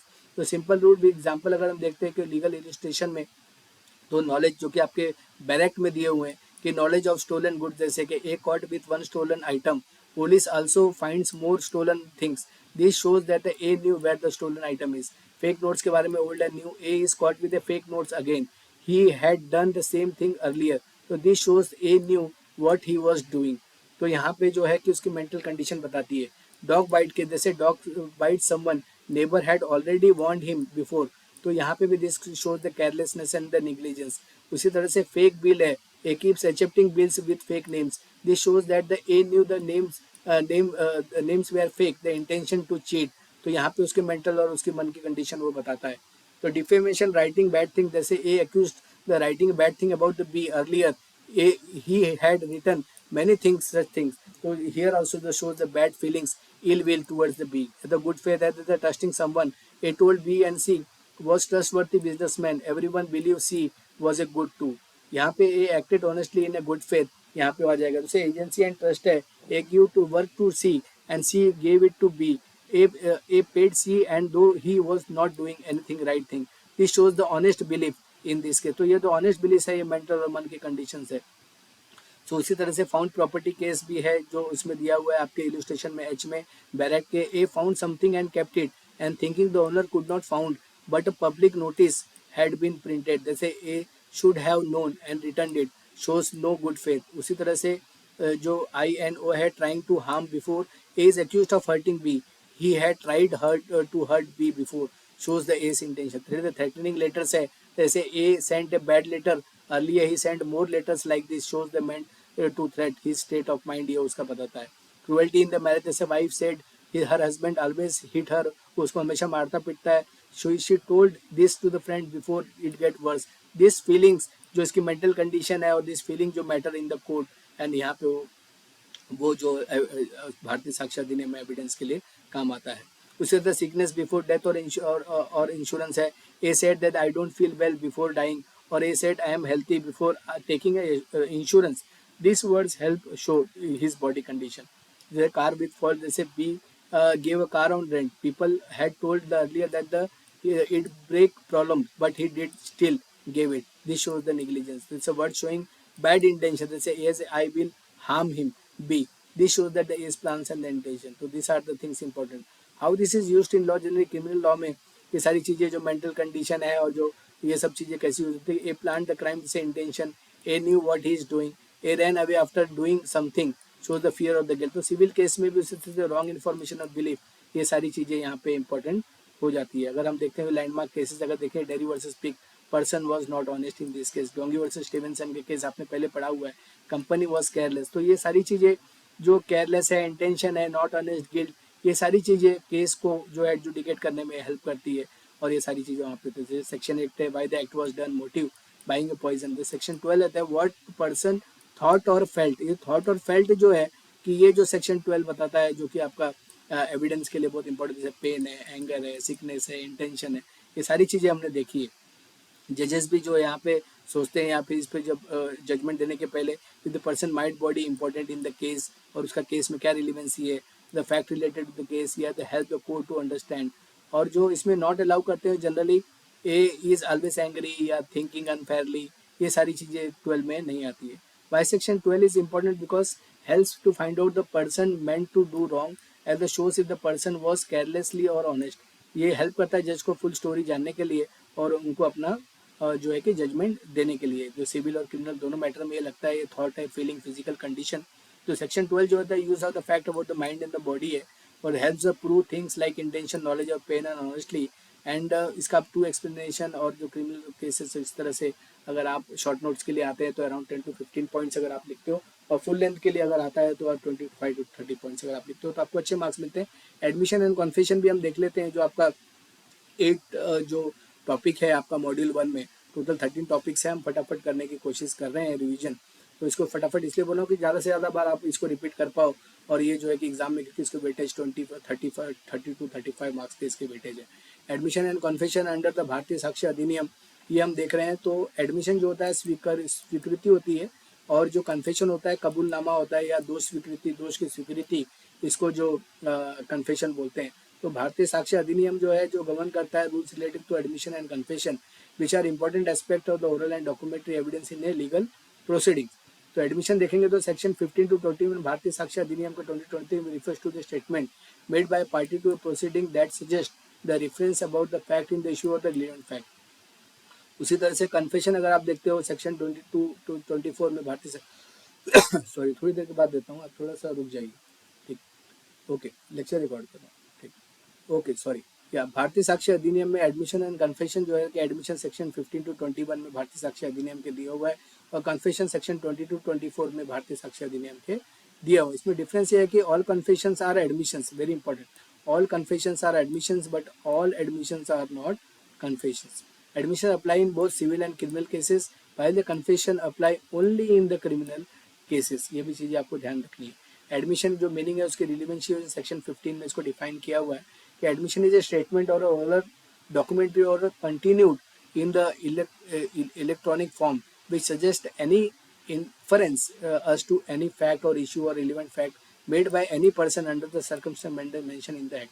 इसको जो की फीचर है एडमिशन के कि must be made by a party or their authorized agent, can be oral or written, electronics, or may be expressed or implied from conduct, can be used against the person making it, और no conclusive proof होता है इसमें but creates a strong presumptions। illustration अगर देखते हैं admission in civil cases में, A sues B for non payment of the rent, इधर otherwise relevant fact, B had previously written the letter, I will pay the pending rent soon।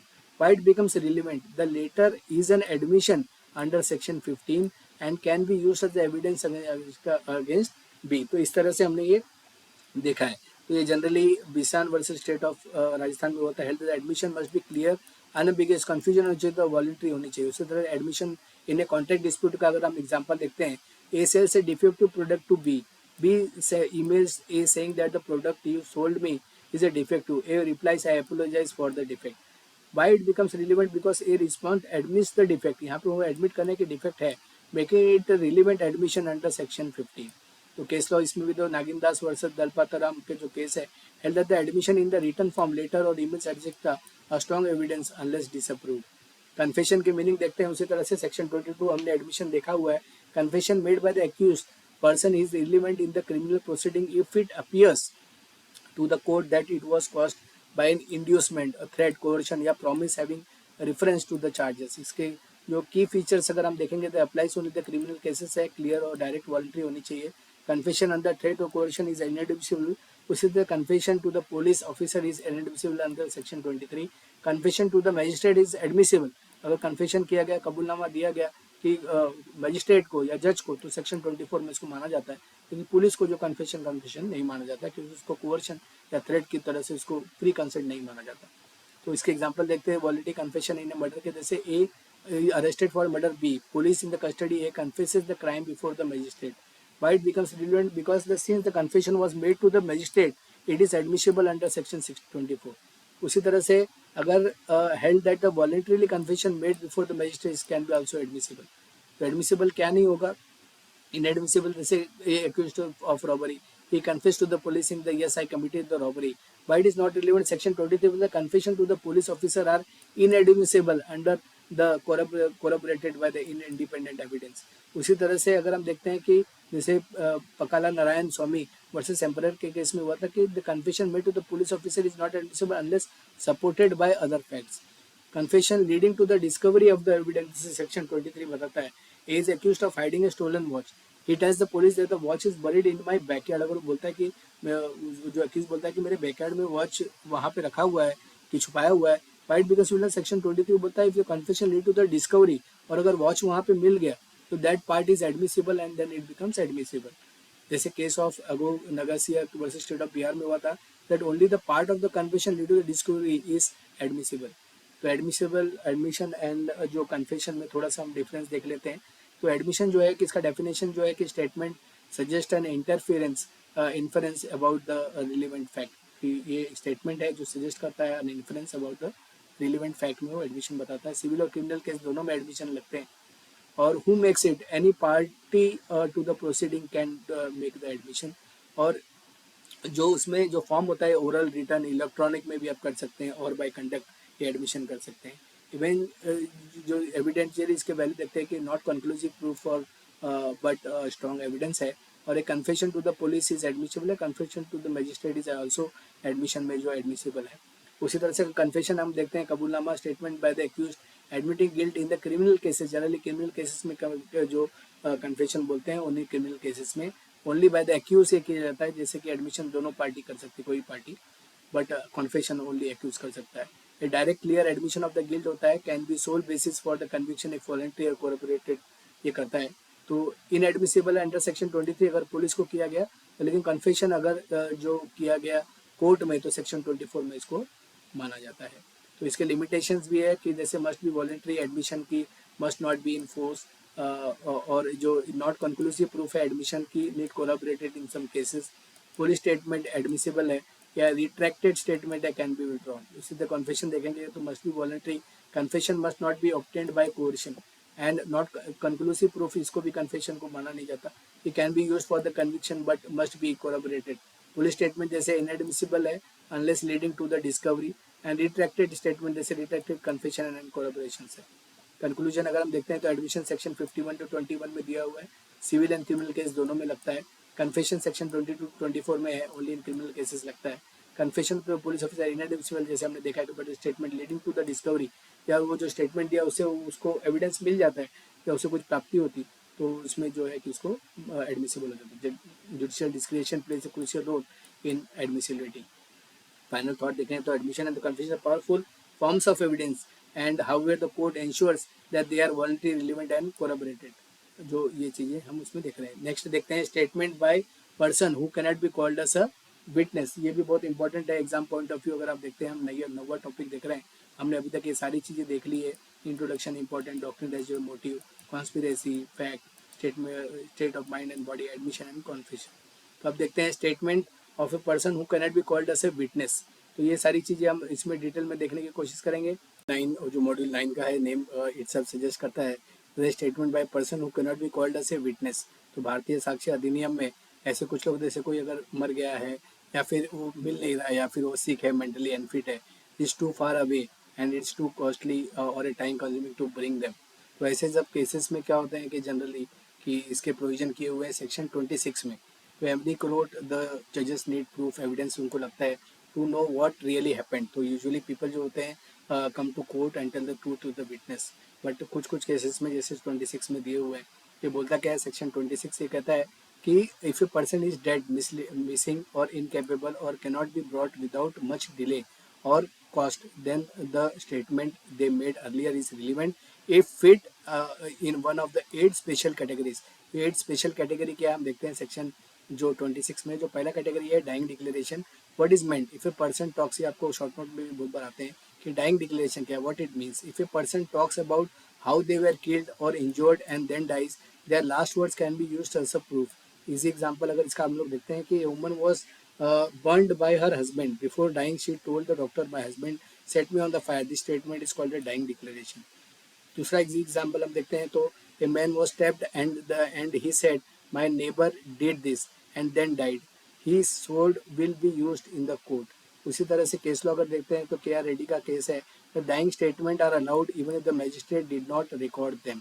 तो ये हो गया dying declaration पहला category, जो कि आपका आता है कि जहाँ पे a person who cannot be called as a witness, कि उसका जो स्टेटमेंट कितने इंपॉर्टेंस यहाँ पे रखते हैं। उसी तरह से सेकंड हम देखते हैं statement made during the work, for example it if a person wrote or said something during their job or business and later died, it can be used as for example a dead doctor diary में लिखता है I delivered to Miss A's baby on 1st Jan, this record can be used as a birth case। उसी तरह से a shopkeeper book entry says I received 5,000 from Rahul, if the shopkeeper is dead the entry still counts। उसी तरह से statement against the जो third category है statement against own interest, if a person said something that went against them like admitting a crime of डेप्थ it believable and allowed, then for example अगर इसका देखते हैं man wrote I took 1 lakh rupees from mister Shah, if he is now dead the statement can prove the डेप्थ। उसी तरह से अगर एक पर्सन लिखता है कि said I cheated the company in 2020, then this can be used if he is not alive to testify. उसी तरह से जो फोर्थ है कि statement about the public right और कस्टम्स, कि if a person said something about the village road festive or the custom before dying it can be used, for example a village elder said the road had been used to everyone for 60 years, this can help to the land dispute। उसी तरह से statement about the family relations, the statement about the family relation like if दो सन और who got married, whose son who got married are allowed। For example, a woman wrote in the letter that my brother's daughter just got married, even if she died, this proves the relationship। और ये जो है कि साक्ष्य अधिनियम में काम आता है, भारतीय साक्ष्य अधिनियम में काम आता है। Statement about the relations in the old document, for example what is meant if the family trees or even the tombstone with the family info are relevant। For example tombstone says the my wife late Mr. Raj, wife of late Mr. Raj, it proves the marriage। उसी तरह से अगर देखते हैं कि A will says I leave my property to my son Ravi, it proves the father and son relationship. उसी तरह statement है लीगल डॉक्यूमेंट पे कि हिज सेल डीड विल और agreement made by a dead people are allowed. तो दूसरी तरह से अगर एक डेड मैन है who wrote his sale deed I sold his land this land to mister Khan in 2000, this is the proof of the sale. तो यहाँ पे भी डेड पर्सन जहाँ पे वो मौजूद नहीं है और उसकी माना जाएगा। उसी तरह से statement made by the group feeling और reactions, what if the people in the place reacted to something like picture और event, this reactions can be used. For example a crowd sees the cartoon and says this is insulting, this reaction useful for the defamation case। so these are the 8 categories which is given in the barrack that will constitute these cases, that if it is capable the statement made by person who cannot be called as witness, वहाँ पे इसको ये 8 category को लिया जाता है। अब हम आगे देखते हैं कि वाई व्हाट इज सेक्शन 27 26 हमने देख लिया है।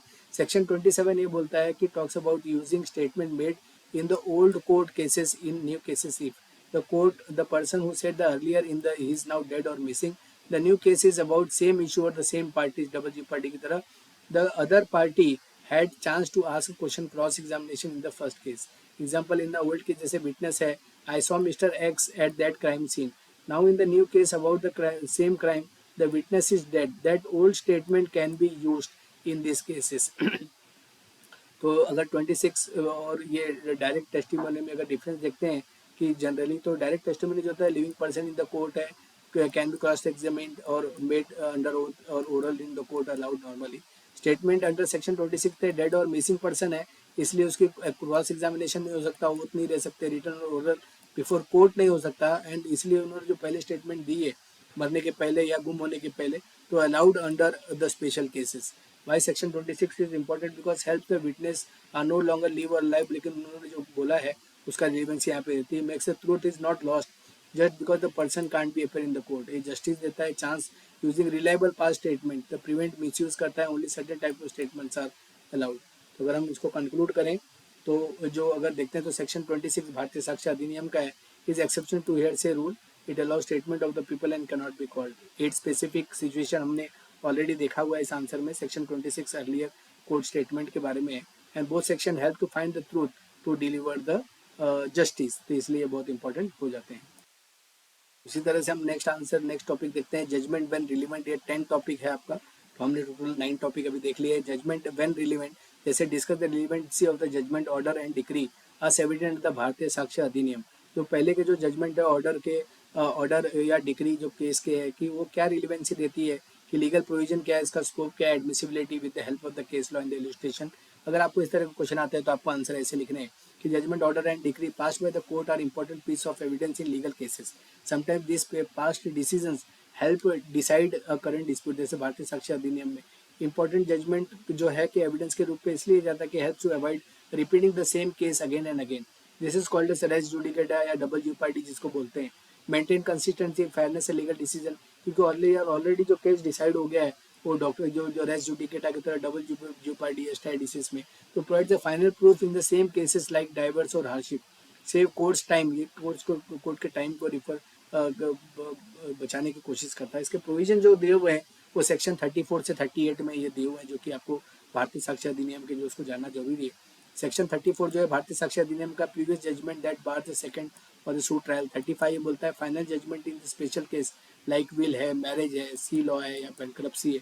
Section 36 judgment related to public rights of public matters. Section 37 judgment that are not automatically relevant unless specifically needed. Section 38 judgment obtained by fraud or by court without power are valid. ये उसमें बताता है. इसका detail explanation हम देखें. Section 34 के proves the judgment bar a second suit जैसे res judicata. इसका जो कॉन्सेप्ट है in case the already decided proper court the same can not be filed again. This is based on the idea of the res judicata. का idea को ये है जैसे ए सू करता है बी को saying he owns the house. Court से that B is the real owner. Later A file the case again. तो ऑलरेडी कोर्ट ने डिसाइड किया तो this is the second case is not allowed क्योंकि ये केस ऑलरेडी जो court में हो चुका है. तो ये डबल ज्योपर्डी के अंदर आता है रेस जुडिकेटा के अंदर. तो यहाँ पे सेक्शन 34 में previous judgment bar the second suit of the res judicata बताता है. Daryao versus state of UP इसका फेमस केस है. The supreme Court said that the once the matter is decided finally you can not reopen. This applies to the protect the courts unnecessary wastage of the time and unnecessary cases. उसके section 35 देखते हैं final judgment in the probate matrimonial admittedly insolvency cases. For example court ने अगर किसी को divorce दे दिया तो दे दिया, ये केस वापस रीओपन नहीं हो सकता. इफ कोर्ट जैसे एग्जांपल और देखें तो if court gives final decision special matters like will हो गए, see related matter, bankruptcy, the decision becomes a conclusive proof. This means that it accepted by the court and both the parties and it cannot be reopened. This X and Y gets a divorce from the family court. Later Y marries again. The divorce judgment will be final proof that the marriage has ended. उसी तरह से section 36 में हम देखते हैं judgment order and decree of the public nature. If the judgment about the public right like the use of road, water और the sources और public land it can be used other cases as relevant fact but not in the final proof. For example, if the court says that the road belongs to the public, in other cases exclaims that the road is a private property, the earlier judgment will be the relevant but not final. उसी तरह से court said that the judgment about the public right must be respected unless the change at the higher court. 37 अगर हम देखते हैं तो judgment relevant in other cases. इसके concept हम देखते थे. Some judgment are not directly related to the cases at hand but become relevant if they relate to the fact in the issue and they are made relevant under the another law. इसके illustration हम देखते थे. A convicted for fraud in criminal cases later B files a civil case for money loss against A. The criminal conviction may be shown as the relevant.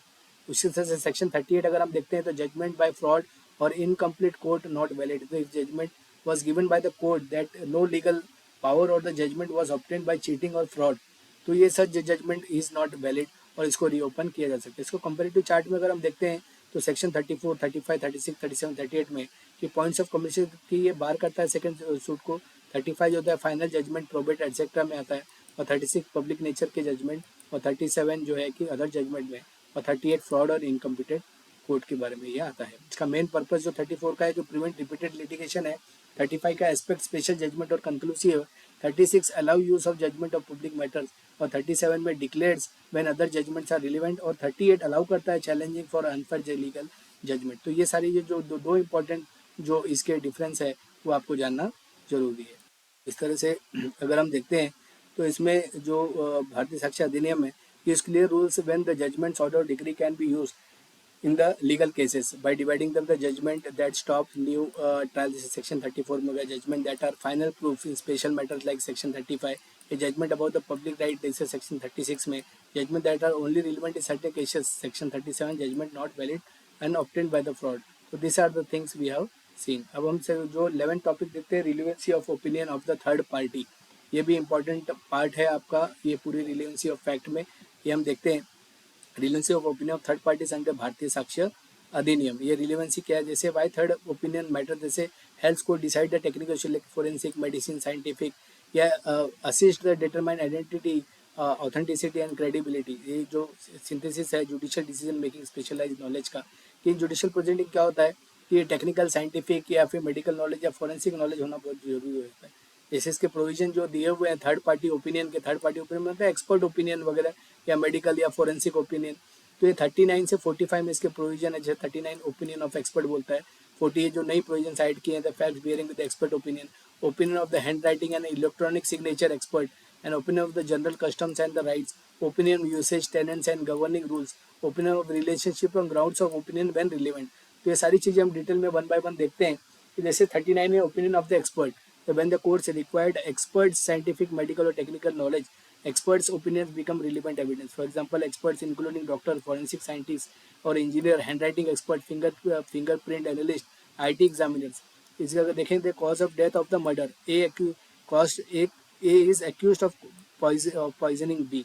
Why it becomes relevant? Because opinion of the forensic expert, poisoning traces in B's body is relevant evidence under section 39. उसी तरह case देखते हैं, Ramesh Chandra Agarwal versus Regency Hospital में Supreme court held that the expert evidence must be considered carefully and collaborated with the other evidence. Section 40 ऐसे देखते हैं कि facts bearing the expert opinion, देखिए in addition to support contradict expert opinion, जैसे A did not fire a gun, forensic expert बोलता है gun shot है, कि दैट में रेसिड्यू टेस्ट और इन मर्डर केस वो कर रहे हैं फोरेंसिक एक्सपर्ट, कि यहाँ पे फोरेंसिक बोलते हैं A did not fire a gun but no gun powder residue was found. ठीक है, और इसके बाद later a new evidence shows that A washed his hand immediately after the incident. Why it becomes relevant? This is new fact affecting the credibility and the experts opinion under section 40। इसका case law है कि Malay Kumar वैसे गांगुली वैसे शिव कुमार में the Supreme Court ruled that the expert evidence must be assessed in the light of the all relevant cases।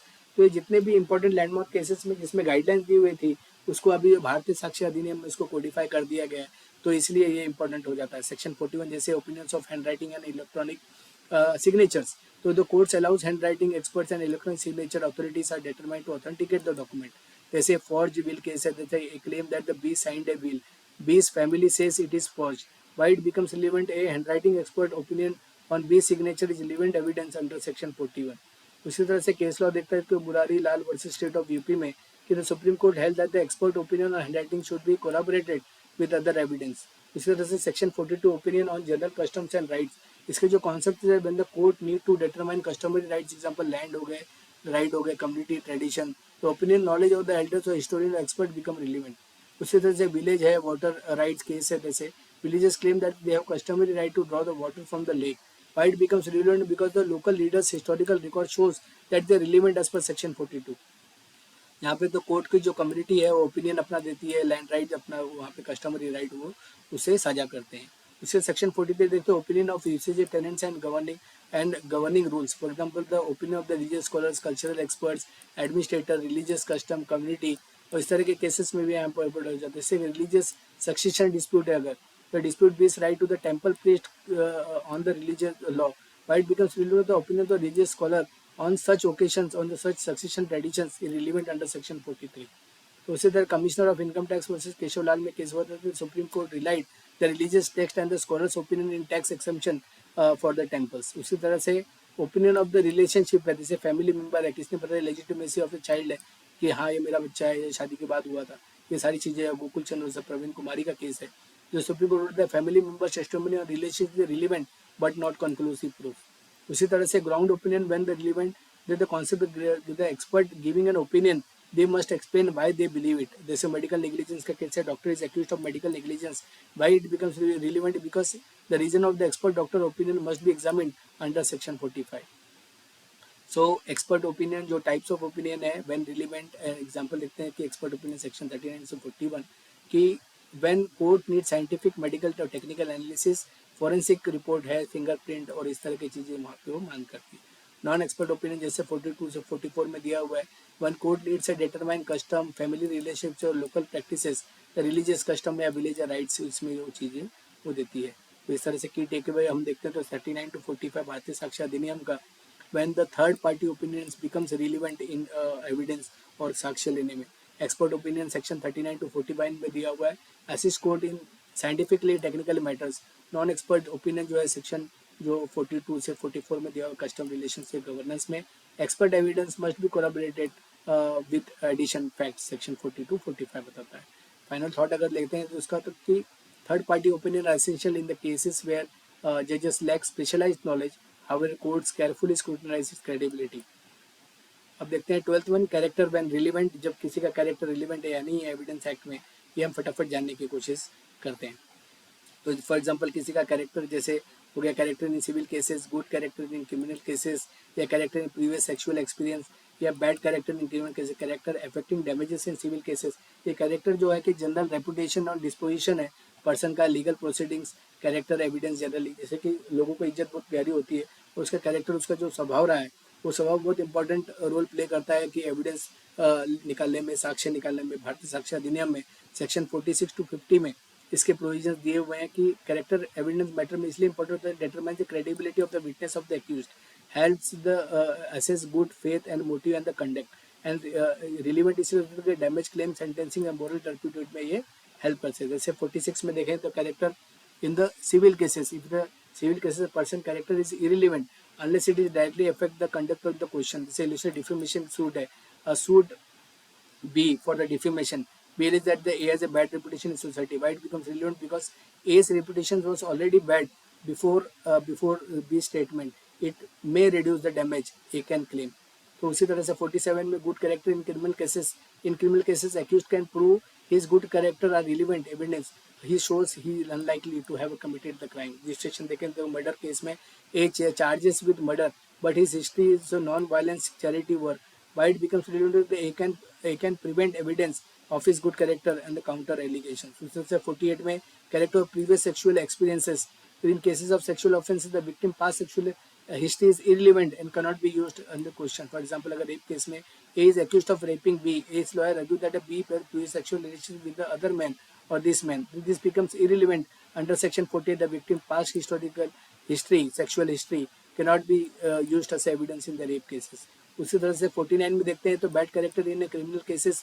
Bad character is generally irrelevant criminal cases unless the accused himself present evidence of good character. Previous conviction is irrelevant in established bad character. लेकिन theft के case में है कि जैसे A is charged with theft, the prosecution want to prove A has stolen before. Why it becomes relevant? The past conviction for the theft it can used against him under section 49. जिससे supreme court ने ये Shyamlal versus UP में case में हुआ था. Supreme court ruled the previous conviction can be used as evidence for the bad character. उसी तरह से सेक्शन 50 में आप देखते हो the character affecting the damage in civil cases character can be affected amount of the damage avoided. It is relevant because the defamation, breach of trust, emotional distress claims. A case जैसे कि trustee accused of misusing funds. B. The plaintiff argues that the A was always dishonest in financial matters. Why it becomes relevant? Because a past reputation for dishonesty can increase the damage avoided. So this is how it is done. So comparative देखेंगे तो good character उससे bad character में types of characters है recycling. Civil cases में खास करके तो good character is not relevant in civil cases but in the criminal cases relevant the accused defense section 44 में. उसी तरह से bad character in civil cases is relevant only in damages claims. और उसी तरह relevance in criminal cases not relevant unless accused present good character or has a past convictions. उसी तरह से sexual history of the victim में civil cases में irrelevant हो जाता है. इसी तरह से criminal case में भी irrelevant है in sexual offense cases. So this is how the conclude the character evidence generally irrelevant except where the law permits. Good character section 47 helps the accused to in criminal cases. जैसे bad character 49 में is irrelevant unless the accused present the good character. Victim जैसे sexual history है section 40 8 में is never relevant in sexual offense cases, उससे character affecting damages section 15 civil cases like defamation and fraud. Final thought अगर लिखते हैं कि court acknowledge करता है कैरेक्टर एविडेंस को, they rely more on the direct facts and the proof. भारतीय साक्ष्य अधिनियम फेयर ट्रायल जो करता है कि नेसेसिटी ऑफ जस्टिस के लिए यहाँ पे वो इम्पोर्टेंट वो बता देता है कैरेक्टर हियर की कैरेक्टर के बारे में। अब आइए मूव करते हैं हम लोग, जो लास्ट टॉपिक है आपका, एक नया एक्ट है इसके अंदर आपको जो कैरेक्टर वेन रिलीवेंट अनरिलीवेंट ये सारी चीज़ें हैं। तो लास्ट टॉपिक जो 13 टॉपिक है वो हम करने जा रहे हैं। तो definition under information tact act 2008 section 2 2000 में एक्ट आया, तो उसके बाद 2008 में जो अमेंडमेंट हुए थे जनरली सेक्शंस में। तो ये लास्ट टॉपिक इसका हम लोग कर रहे हैं कि व्हाट इज सेक्शन 2। पहले देखते हैं कि इंफॉर्मेशन टेक्नोलॉजी एक्ट बहुत बहुत इंपॉर्टेंट है, वेरी वेरी इंपॉर्टेंट लिख लीजिए स्टूडेंट। तो short note on the definition under information act. तो what is section 2 of the information technology act 2000। Section 2 provide करता है definition of key terms used in the throughout the act. It explains the meaning of a technical and the legal terms to avoid confusion and ensure clarity in the interpretation. What was the purpose? 2008 का amendment का purpose क्या था वो हम जान लेते हैं। The Information Technology Act 2008 updated the existing definition, added new one to deal with the cyber crime, online platform, digital signature and data security in the digital age। तो digital age आ चुका था, तो cyber crime से related online platform जो है, digital signature है, data security, इसके बारे में था। तो मेंशन एनी 5 इंपॉर्टेंट डेफिनेशन अगर हम देखते हैं तो जो 2008 के जो उन्होंने अपडेट किए अमेंडमेंट के बाद हुआ है, access, electronic record, digital signature, intermediary and cyber security. तो एक्सेस जो है सेक्शन 21A में दिया हुआ है, gaining entry into the computer system और नेटवर्क, इसको एक्सेस बोलते हैं। उसे इलेक्ट्रॉनिक रिकॉर्ड सेक्शन 21T में दिया हुआ है, एनी इन्फॉर्मेशन स्टोर्ड, सेंड और received electronically. Digital signature section 21P very very important कि सिक्योर मेथड्स ऑफ ऑथेंटिक और द इलेक्ट्रॉनिक रिकॉर्ड बताता है। इंटरमीडिएटरी उससे सेक्शन 21W में दिया है, पर्सन सर्विसेज लाइक वेबसाइट और ISP दैट ट्रांसमिट और stores data sorry on behalf of others. उसी तरह से साइबर सिक्योरिटी है section 21NB, business taken to protect the computer system and data from the threads. तो why are this definition important, ये देखते हैं detail में। बाय दिस डेफिनेशन है सेक्शन 2 जो है इंफॉर्मेशन एक्ट का, ये लीगल डेफिनेशन बताता है। 2008 में जो अमेंडमेंट हुए हमने देखे, इसके इंपॉर्टेंस हम देखते हैं कि जैसे कि डेफिनेशन क्रूशियल लीगल इंटरप्रिटेशन में IT में जो भी चेंजेस आए, तो सेक्शन 21A में एक्सेस डिफाइन करते हैं, meaning entering the communication with the computer system, logging to your email account, जैसे ये hackers remotely control someone else computer. इसी सेक्शन 21B एड्रेस ही है the intended recipient of electronic message, जैसे example you receive your WhatsApp message from a friend या a customer receives an invoice via email. उसी तरह से 21C हम देखते हैं adjudicating officer, a person appointed to decide on IT related violations under section 46। Example इसका देखो, officer deciding cases of data theft या hearing a complaint about the hacking. Section 21D जैसे affixing electronic signature using method to verify record, जैसे example इसके signing a PDF with a digital signature या using Aadhaar sign to file the income tax returns. उसी तरह से 21DA appellate tribunal में, जैसे tribunal under section 48 to hear appeals, section जैसे example है appeals against the decision of the adjudicating office, filing a case against the refusal to grant signature. उसी तरह से अप्रोप्रिएट गवर्नमेंट सेक्शन 21E में defined है इसके IT एक्ट में कि state government of the state list matter else central government, the state decide rules of the cyber cafe या central government request national cyber security. इसी तरह से asymmetric crypto system है, जैसे system with the public key and private key for the signing and verifying. Example इसके using digital signatures for company filing या verifying the authenticity of the sign documents. उसी तरह से सर्टिफाइंग अथॉरिटी जैसे होता है licensee entry to sign the digital signature certificate, example eMudhra issuing DSC या NIC providing certificate to government offices, this are the certifying authorities. Certification जैसे practice statement 21H में दिया हुआ है, a certifying authority rules of the issuing certificate is a policy document of e-mudra, example guidelines issuing as a safe script। उसी तरह से 21HA ये है communication device, any device send receive text, image और ऑडियो और video using a mobile phone और sending email through the tablet. Computer का definition 21I में दिया हुआ है, इंपॉर्टेंट है कि any device that programs logical memory और अर्थमेटिक फंक्शन, डेस्कटॉप कंप्यूटर हो गया, server in a data center हो गया, तो इसको भी कंप्यूटर माना जाएगा। उसी तरह से कंप्यूटर नेटवर्क जो है 21J में दिया हुआ है, कनेक्टेड सिस्टम मतलब multiple computer, example office LAN network हो गया, या इंटरनेट कनेक्शंस हो गए की जो है डिवाइस के। सेक्शन 2(1)(k) में कंप्यूटर रिसोर्स के बारे में, कंप्यूटर नेटवर्क डेटाबेस सॉफ्टवेयर, इसके बारे में वो बोलता है। सेक्शन 2 उसके बाद जो आई है computer system, device performing logic और स्टोरेज और इनपुट और आउटपुट, इसके बारे में बताता है।